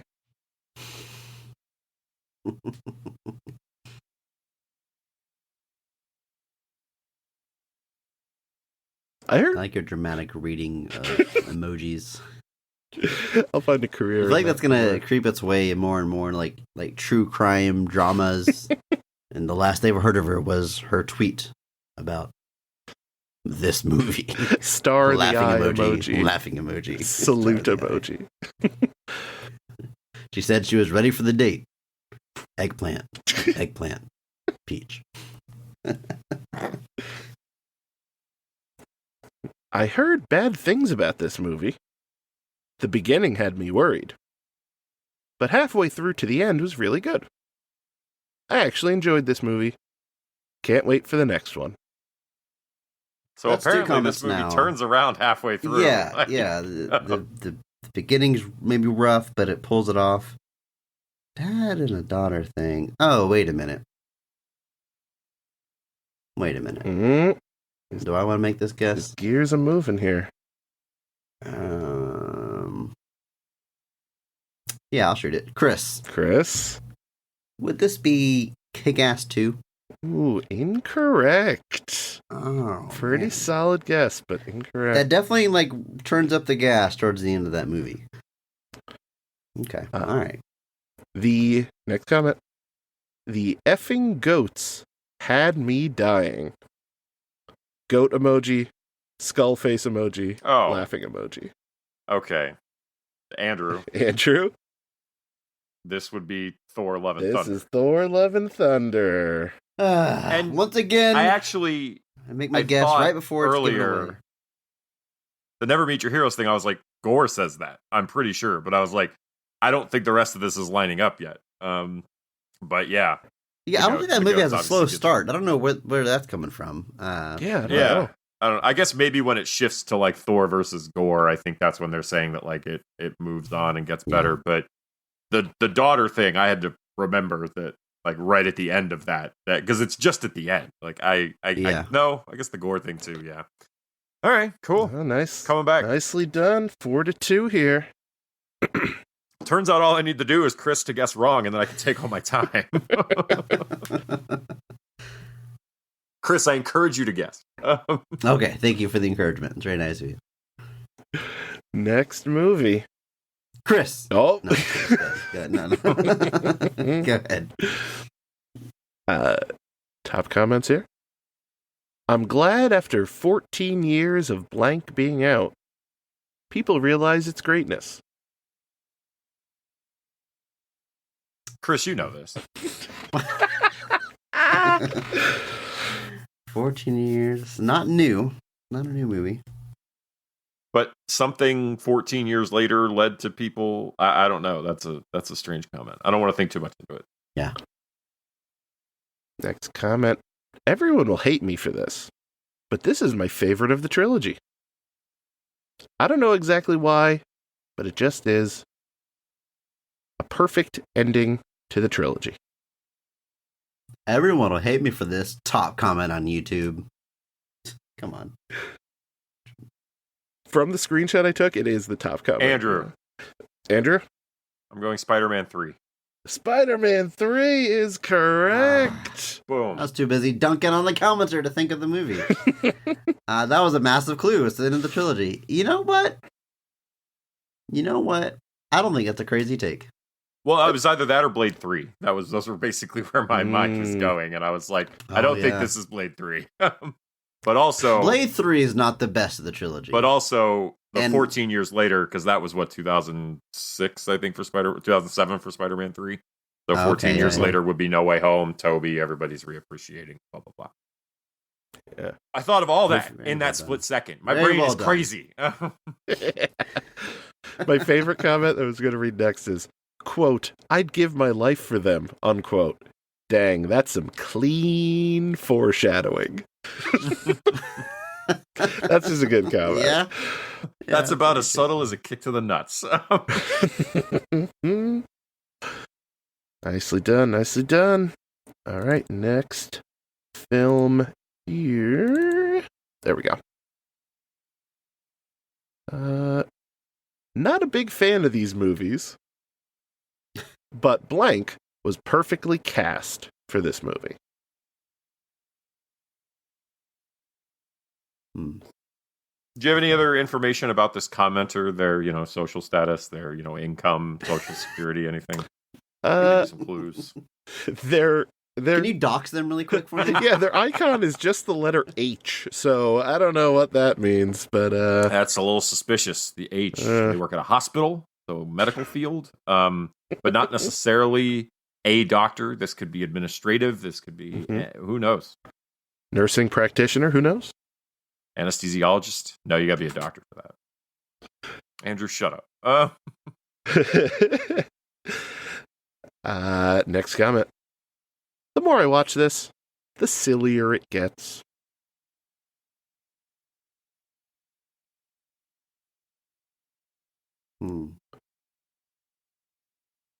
Okay. Perfectly cast. Okay. Silly.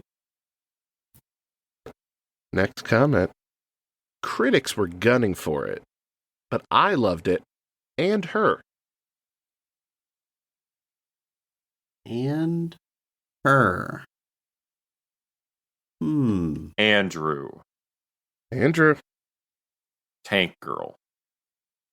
Incorrect. That is, I was thinking the same thing because she is perfectly cast. That is a And solid it's pretty guess. silly. Yeah.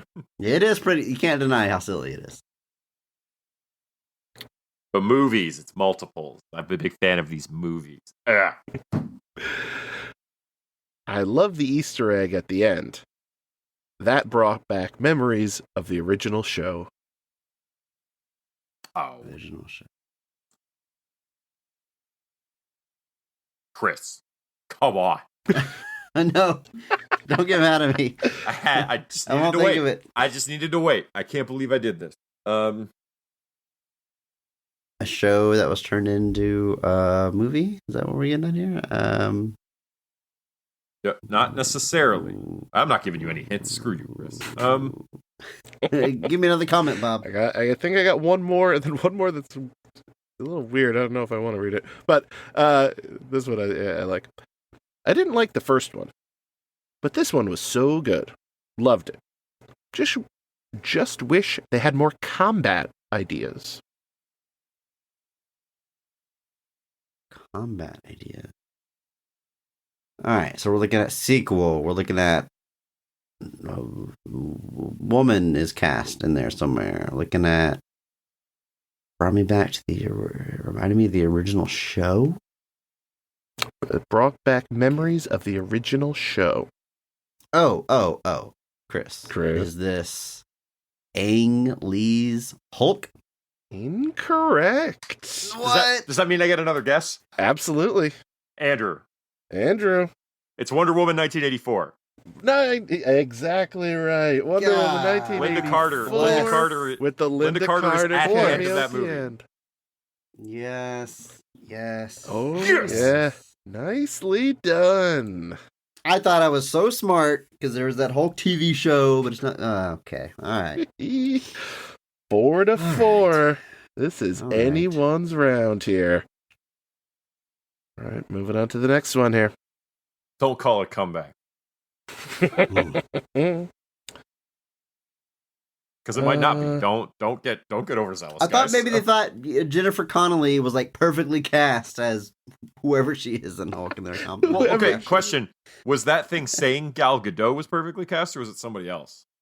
Gal Gadot. Yes, that was the blank. She is perfectly cast. That's true. There's some pretty good castings in that.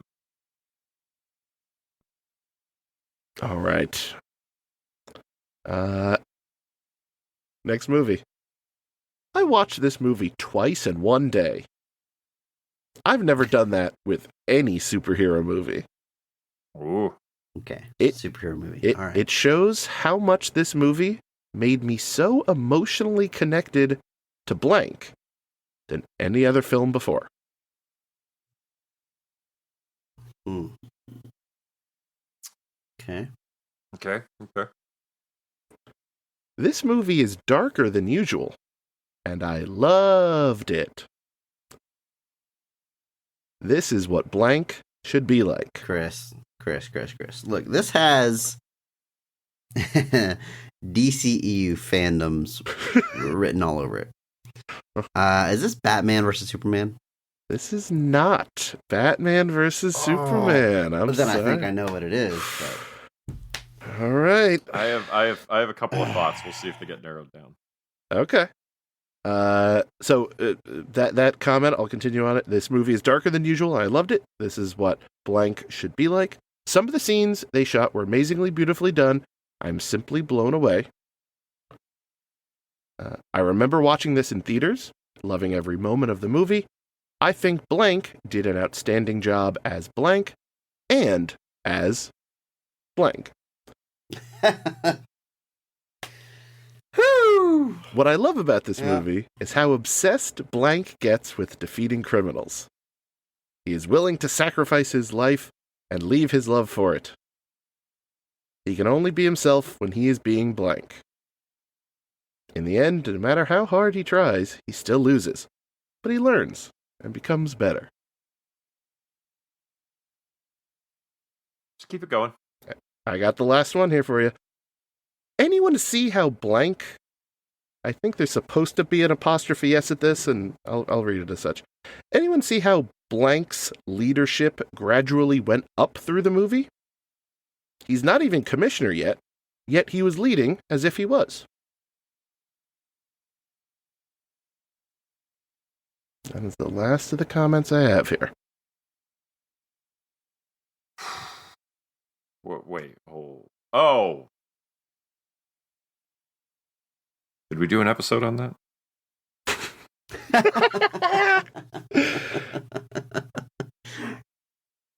Andrew. We did. Andrew. So this is the Batman. This is the Batman. Well done. Like the next comments was like, wait, that sounds like Batman v Superman because we're clearly talking about Batman. Like it's like I don't. I admit that I thought it was BVS or Man of Steel, and when I got BVS wrong, I was like, oh, it's Man of Steel. But then, like you said, Andrew, it kept going more and more, a little bit more towards Batman. But whenever someone was like, oh, this is how so-and-so should be, I thought it was someone that loves their... Well, and then he mentioned leadership, and I was like, is it Justice League? Yeah. And I was like, I thought that too. But he's not commissioner yet. That and commissioner... I was like, no, he's James Gordon is definitely commissioner in that movie, and he's also not in it very much. So I was like, wait a second. Deep back in and realized, oh yeah, we did do an episode on Batman. Oh yeah. This is 5 That's the to lead 4, now, right? Yeah. Oh yeah, Andrew taking the lead here. I got one more question this round. Let's see how this goes. Chris's I might have to own pull a hubris tiebreaker. taking him down here. You haven't won it yet, Andrew. Hang on. All right, I could tie this thing right here. next movie. Truly a masterpiece of schlock. Gods, I love this stupid movie. It's just pure fun. Mm-hmm. Mm-hmm. mm-hmm. Mm-hmm. Okay. Blank. We haven't done an episode on The Room yet. Blank shines in these movies. Blank what's in these movies? Oh, excuse me. Blank shines in Shine. these movies. I heard dines. I was like, what? They really eat. They eat? He goes to Sounds like town. What a strange thing to say in a comment. This on is YouTube. Dinner with Andre. That's right. My God, didn't see it coming. Let's see. All right. I probably severely misjudged this movie when it first came out. It looks like somewhere between a Fast and the Furious movie and a Bond movie. I think most people dismiss stuff like this because they can't ever picture themselves doing any of the stuff. Andrew, is this Mission Impossible 2? My God, taking the round with Oh, Mission no. Impossible 2! Amazing, Paul. My favorite was actually the next sentence. I want to say for the audience, I was down 4-1, correct? Woo! Yes, that is correct. What a run. The next line of that comment was, then the opportunity opens up, and it's like, oh, okay, plus Anthony Hopkins as the new Mr. Phelps? Yeah, I'll take that trade up. I might have blanked out some of that, but excellent job. If you had said Excellent Phelps, job. that would have given Man. it away. Was it the Fast and Furious meets James Bond that did it for you, Andrew? That was part of it, and then just like you could never do these things, like the stunts, because Tom Cruise climbs rock walls for fun in that friggin' movie for no reason. Yeah. Woo. God, I Bravo. can't believe I lost it on a Mission Impossible one. And right All right. Right like that. Look at us. Round 3, final round, 1-1. We're coming in to the insert dramatic name for a round here, because this is where it's all going to be decided. All the marbles. Folks, whoever doesn't win this dies. Bob has his fingers on the buttons. Mhm. One for myself. The one chips for are Andrew. in our brains. We have agreed to this. Folks, you have reached the end of Best of the Rest. Only one of us is coming out alive. God, I really hope we tie, Andrew. I don't want to die. Then we both die, probably. Must be a winner. Triple threat rules. All right. Third round here. One of us dies, and then the next episode, whoever lived is just like sobbing the entire time. Just a 'cause their really friend sad died. episode of a podcast. Guys, I've been in therapy for 6 months. It's not helping. The chip is still in my head. I don't know what to do. Bob's not returning my calls. I'm getting told that Bob Buel isn't even a real person. This is terrifying. I've been a deep fake this whole time. I mean, Bob Buell, does that sound like a real name? Come on, Bob Buell. That sounds like a hero or a villain in a comic book story. Which one? Keep listening to find out. I guess I know History will now. tell Third round will be decided here in a little back of the box trivia. All right. So, classic, a repeat from last time. I'm going to read to you the back of whether they are VHS boxes, Blu-ray, DVD, any kind of home media, not to What have age, give away what generation this came out in. Reading the description off the back of the box for these films, blanking out key phrases that might give it away immediately. You ring in with your name and see if you could identify which movie. And once again, worth stating, the answer to all of these are movies that were covered on your show. Are there Okay. repeats? I cannot specify. All right. That means yes, folks. We shall find out in 10 questions. We shall. All right.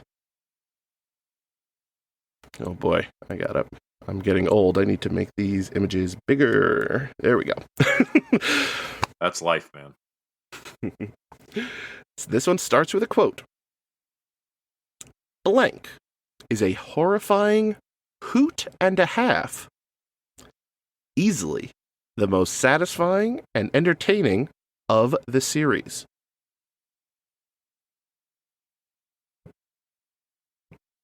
If you're looking for terror, here comes a perfect 10. In the year 2455, Chris. Jason X. This is Jason X. Correct. Here comes a perfect 10. All right. Come on, they know what they were doing I there. didn't even get it. Yeah. All right. Also, I did leave out that quote was from Fangoria. I figured that might lead it in one direction or another. So The only publication that praised the movie. nicely done. Next box. Blank is back in action. Mind-blowing, heart-stopping, rip-roaring action. Is rip roaring a term that anyone uses outside of pull quotes for the review? If anybody use that in their day-to-day life? Nothing is rip-roaring other than action. I will say that. Like, it's never just like, oh, I had It's a rip-roaring stroll drama, through the folks. park. Yeah. Do you ever hey, did you see Mission Impossible 2? Yeah, it was a rip roaring movie. I thought like no one says that You ever- like out loud. You ever go to that someone New else. Delhi? They had a rip-roaring turkey sandwich over there. What? This summer, Julia Roberts is in a rip-roaring dramatic romance for you folks. What does that even mean? Like contextually, I know what it means, but like What does it why actually rip? mean? Like the etymology of it, yeah. Let's break this down. All right. Rip So- roaring. Blank is back in action. Mind-blowing, heart-stopping, and as mentioned, rip-roaring action. As Blank, the heroic New York cop with Chris. Chris. If I say, oh God, which one is it? We covered it.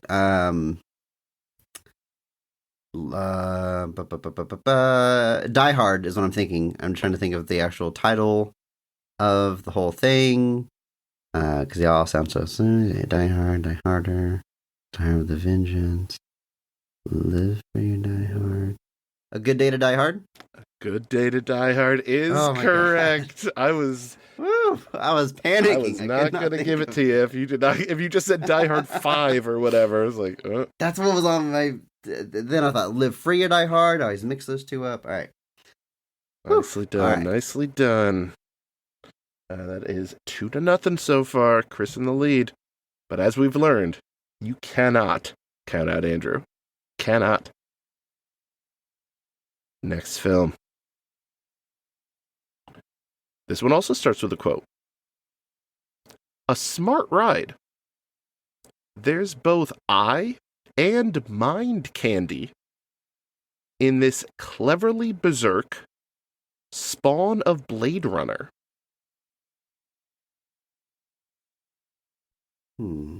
That's from Time Magazine. I will tell you that. Andrew, I am. Oh, Andrew. I'm guessing that this is Tank Girl. This is not Tank Girl. I'm sorry. You really want Tank Girl to be a thing? Tell me that doesn't sound right for Tank Girl. It does. Sure. All right. Chris, I'll read through this here. I can get used to this.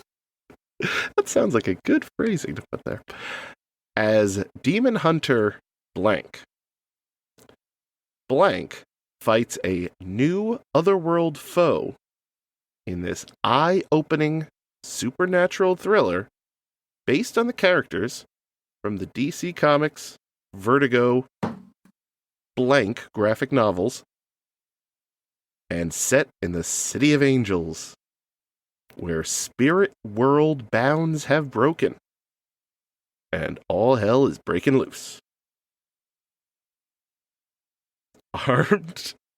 Armed with a shotgun, crafted from a crucifix, and assisted by an intrepid cop, he's a spiritual warrior gone to apocalyptic war. Chris, for the love of God. Be glad he's on your side. Honestly, okay, all right, Chris.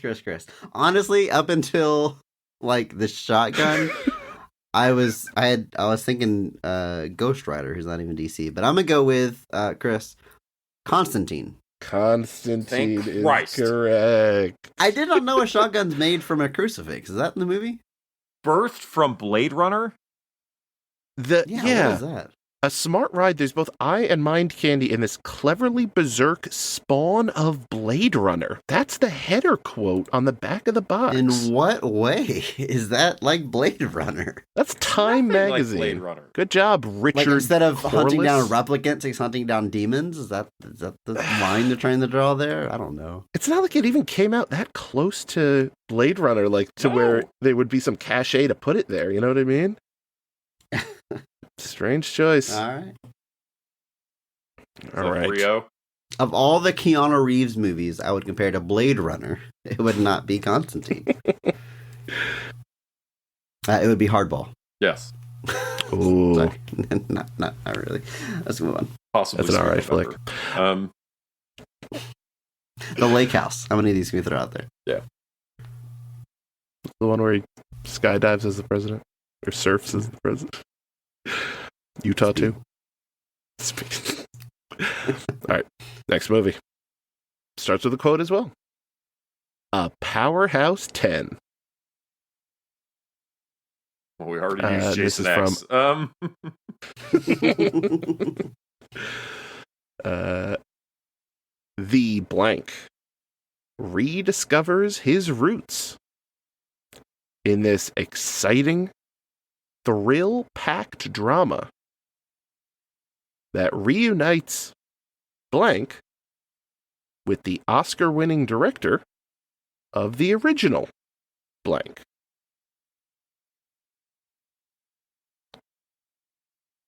Upon returning home from his latest triumph, blank learns that all his money has been lost. Andrew.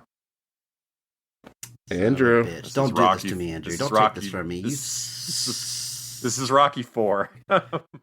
First Mission Impossible and now Rocky? Now, hold on now, Andrew. What was the movie there? I said, Oh. Rocky 5. What'd you say, Andrew? Wait. No, I genuinely didn't catch it, and I wanted I to got make the sure. audio. I can send it to you. I don't. It's fine. Andrew, go ahead. No, And just Chris has a clearly chance state now. the movie. Go ahead, Andrew. Bob, I You- said you Rocky clearly know 4, which is I incorrect. heard Rocky and then overtalk. That's why I wasn't sure. Bob, I said Rocky 4, which is incorrect. Oh my goodness. But then Well- you said the right. Go ahead. I named like every Die Hard movie before I landed on the right one, so you can take it. Go ahead. It's Rocky 5. There you go. It is indeed Rocky There 5. you go. Andrew, I'm giving it to you. You shouldn't, but fine.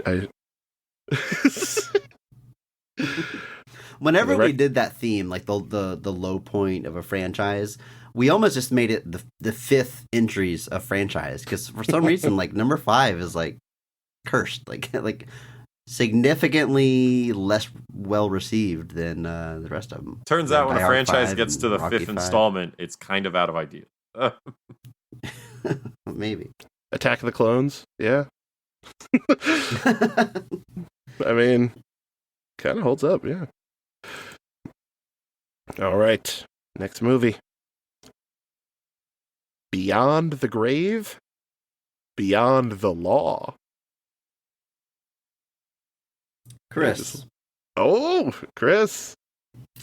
I mean, how could I forget this movie? They got apparently a sequel coming soon. Would this be R.I.P.D.? This is not What? R.I.P.D. I was so confident. I made my little snarky comment. Beyond the grave, beyond. Yeah. I guess they're not beyond the law; they are the law. But I still felt pretty strongly about that. It- God, It bless. would be a pretty solid tagline for R.I.P.D., but Ah. it is not. Andrew, I'll give you the description here. Above, oh boy, I gotta zoom in on this one again too. Sorry. Above shadowy, crime-infested streets, a masked avenger watches. Blank was one of Central City's finest cops until a gangster's bullet ended his life.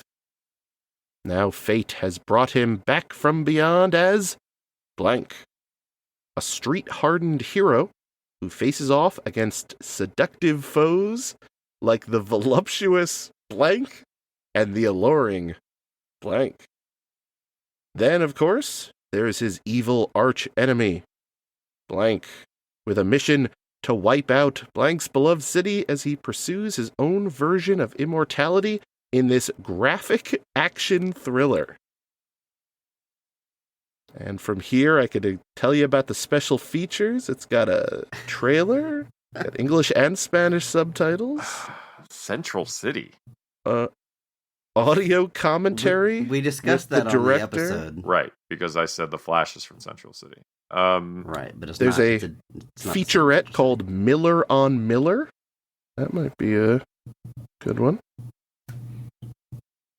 Good Lord, Andrew. You're better than this. PG-13 for intense sequences of stylized violence and action, some sexual content, and brief nudity. But, should be noted, special features are not rated. It's a DVD video. Closed caption, Dolby Digital. Bob. I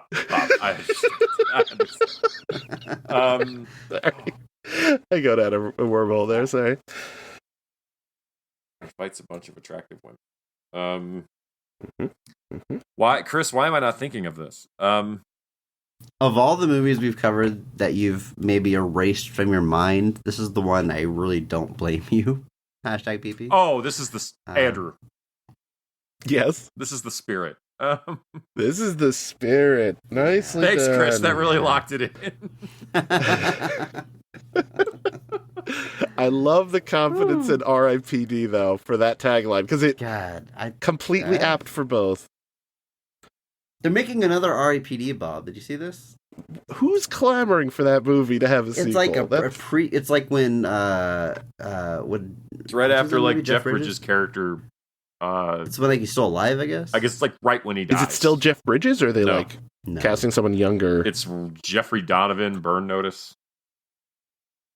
All right, sure. I mean, I'll it be sounds there like he's day just one. You'll be there on Netflix day one. Yeah. So what's that put us at? Nick. That is 3 for Chris, 2 for Andrew. All right. Oh boy. 5 left here. Action is the name of the game. Well, the movie's clearly titled Action. I just gave it away. Based on the massively popular video game franchise. This a month of movies this could be. This adrenaline-pumping adventure stars martial arts superstar. Chris. I heard Chris first on that one. I'm going to say Mortal Kombat. This is not Mortal Kombat. God. Yes. Ooh. Yes. Stars martial arts superstar Bob Hoskins. It's Super Mario Bros. Damn it. I should have kept listening. Jean Leguizamo loves martial arts. As Blank, who leads an international strike force against the mad Blank, who has hatched an evil plan for world domination. Andrew. This, Bob, is Street Fighter. This is Street Fighter. Nicely done. Action is the name of the game. Nice. It's called Street Fighter. It's very much not the name of the game, though. The game is also called Street Fighter, yes. But all these taglines, stop lying to me. The game, Action is the name of the game. No, it is not. It's clearly not. 3-3. Anyone's game here. All right, next up. Exploring lost empires. Finding priceless treasures. Punishing villains in Mortal Kombat. What? It's all in a day's work for adventurer Blank. But a secret from her father's past. Chris. Lara Croft Tomb Raider. This is correct.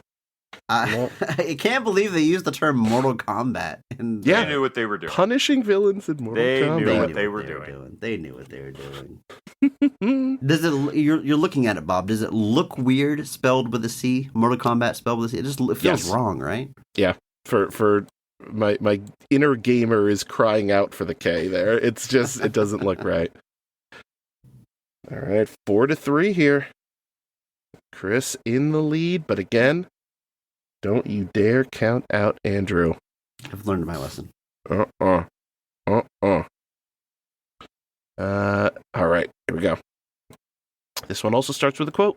Actually, 2 quotes. First one. It's absolutely deranged, and it's great. Second quote.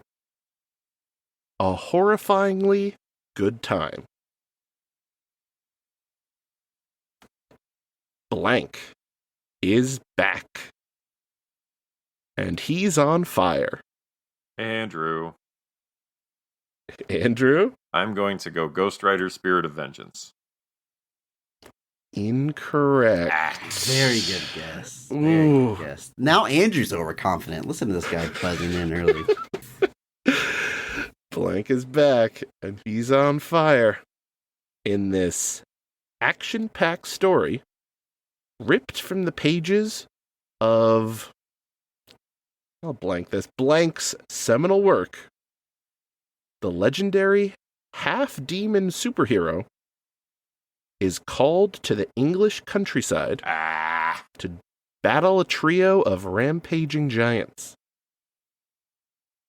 There he discovers the Blood Queen. Chris. Resurrected Chris. This would be Hellboy. That is correct. Nice. Oh, Very good guess, boy. Andrew. On fire. I mean, that was pretty There was solid. nothing that would not be Ghost Ridery out of everything I said Well, there. the is back. Does it say Mike Mignola's seminal work? The Correct. is back is what threw me and made me think Ghost Rider, because that made me think sequel. It feels like sequel, yeah. Right. Yeah, for the But reboot, it's strange of them to kind of acknowledge it like that. But We're trying He's again. back, but he looks different. We're not acknowledging his past adventures. Same thing, only different. all right, 5-3. This is potentially round and game point for Chris. All right. Blank. A street smart vigilante crime fighter falls in love with the beautiful martial arts master blank. But when she and her family are targeted by a vicious assassin, Andrew, Andrew, is this Daredevil? this is Daredevil. Woo! Good pull. Good When pull. she and her family are targeted by a vicious assassin, Daredevil is faced with losing the one thing he loves. His vision. Also, it has animated menus, so worth the price of admission right there. Wow. No. I love those old DVDs, like before they knew to like make featurettes and stuff. It's like animated menus and the theatrical trailer. Like, Oh, thank you. Like someone's at a Best Buy going, honey, come quick, we gotta get this. It has the trailer. it has the bare minimum to qualify for a special feature. All right, this is 5-4 here. Andrew could tie this up, Down to the wire or Chris again. could take it. How does this keep happening? Spite. All right, Um, there we go. Waging his one-man war on the world of organized crime. Ruthless vigilante hero blank sets his sights on overeager mob boss blank. After blank is left horribly disfigured by blank, he sets out for vengeance under his new alias. Andrew, Andrew, Is this Punisher Warzone? this is Punisher Warzone. What? Oh. All right. Every time I thought I had it, like, left disfigured, I was thinking, oh, it's Jonah Hex, but then he has a new alias. Like, This God, is the villain was disfigured, of course. That threw shocking. me, and I This had to is think for a second. God. 5-5. We are all tied up here. I feel like I need to find one more back of the box here to split this tie. Andrew, do you want to just leave this as a tie, or do you want Bob to get one more and one of us gets the chance to actually win? What do you? I'm gonna leave it up to you, sir. Chris, ties are for betas. No. Can't be much clearer than that, Bob. I love it. One more. All right, here we go. Did you not have a tiebreaker prepared for this?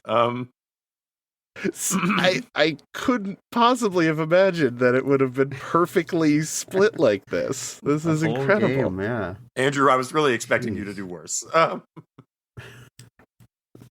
Okay, here we go. All right. For the game.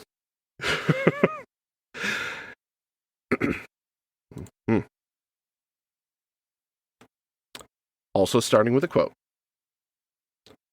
Blank is a winner.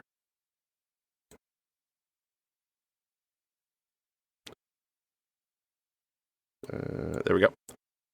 An explosive action tale of betrayal and revenge. Blank centers around the members of an elite special forces unit. Chris. Damn it. Chris, possibly for the game. I'm very nervous. But I'm going to say this is The Losers.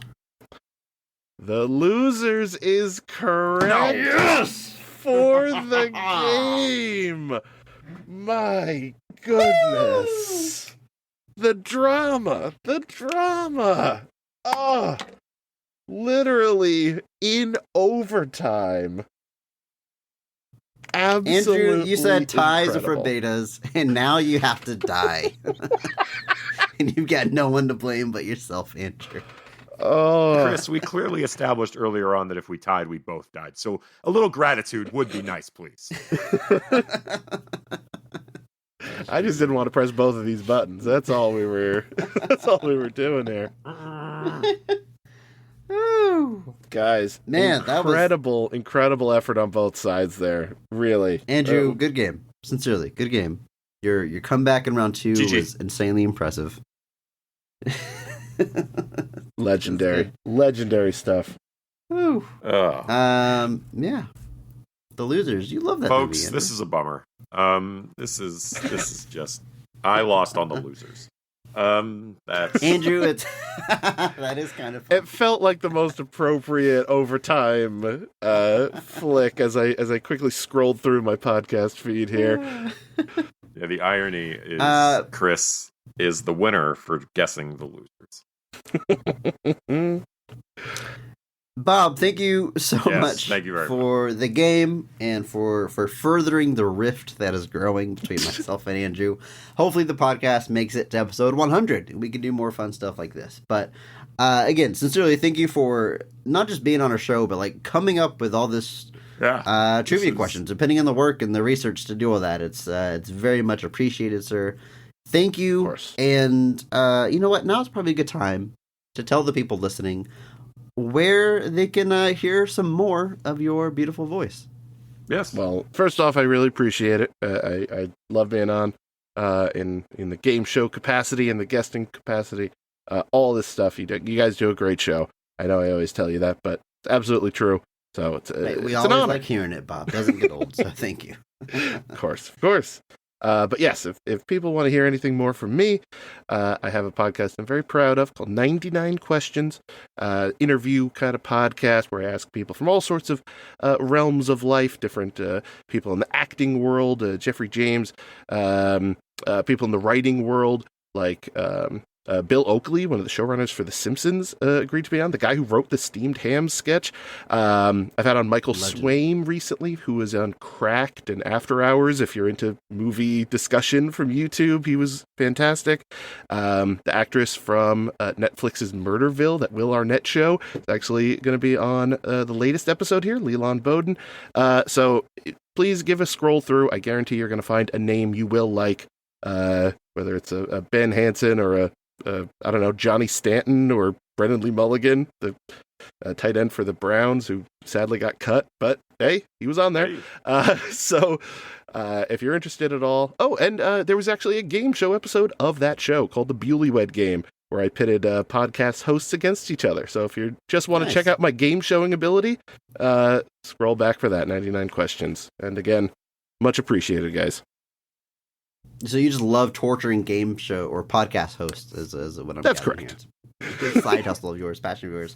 That's great, Bob. Yeah, definitely check out 99 Questions. Wonderful podcast. It's great. Like Bob is saying, there's definitely someone he's interviewed that you probably know, and it's going to be a great conversation. And then listen to the weird stuff. Like I loved your episode with Alexa, the AI that is incredibly thirsty for some reason. It was quite the ride. Yeah, good stuff there, Bob. And we should get out of here. This is a pretty long episode 80, but thanks for sticking with us for the extravaganza, and come back next week as 007 month rolls on. And of course, just remember that maybe not every movie is great, but all movies have greatness. Thank you to Mark Benavides for singing our theme song. Follow him on Instagram at NotThatMarkAnthony. Thanks to Mitch for the music. Check him out on Twitter at I'm a Biggie Boy, and check our show notes for the SoundCloud link. If you enjoyed this episode, please share it with a friend. It's the only way that we grow. And follow us on social media at BOTRcast. Thank you.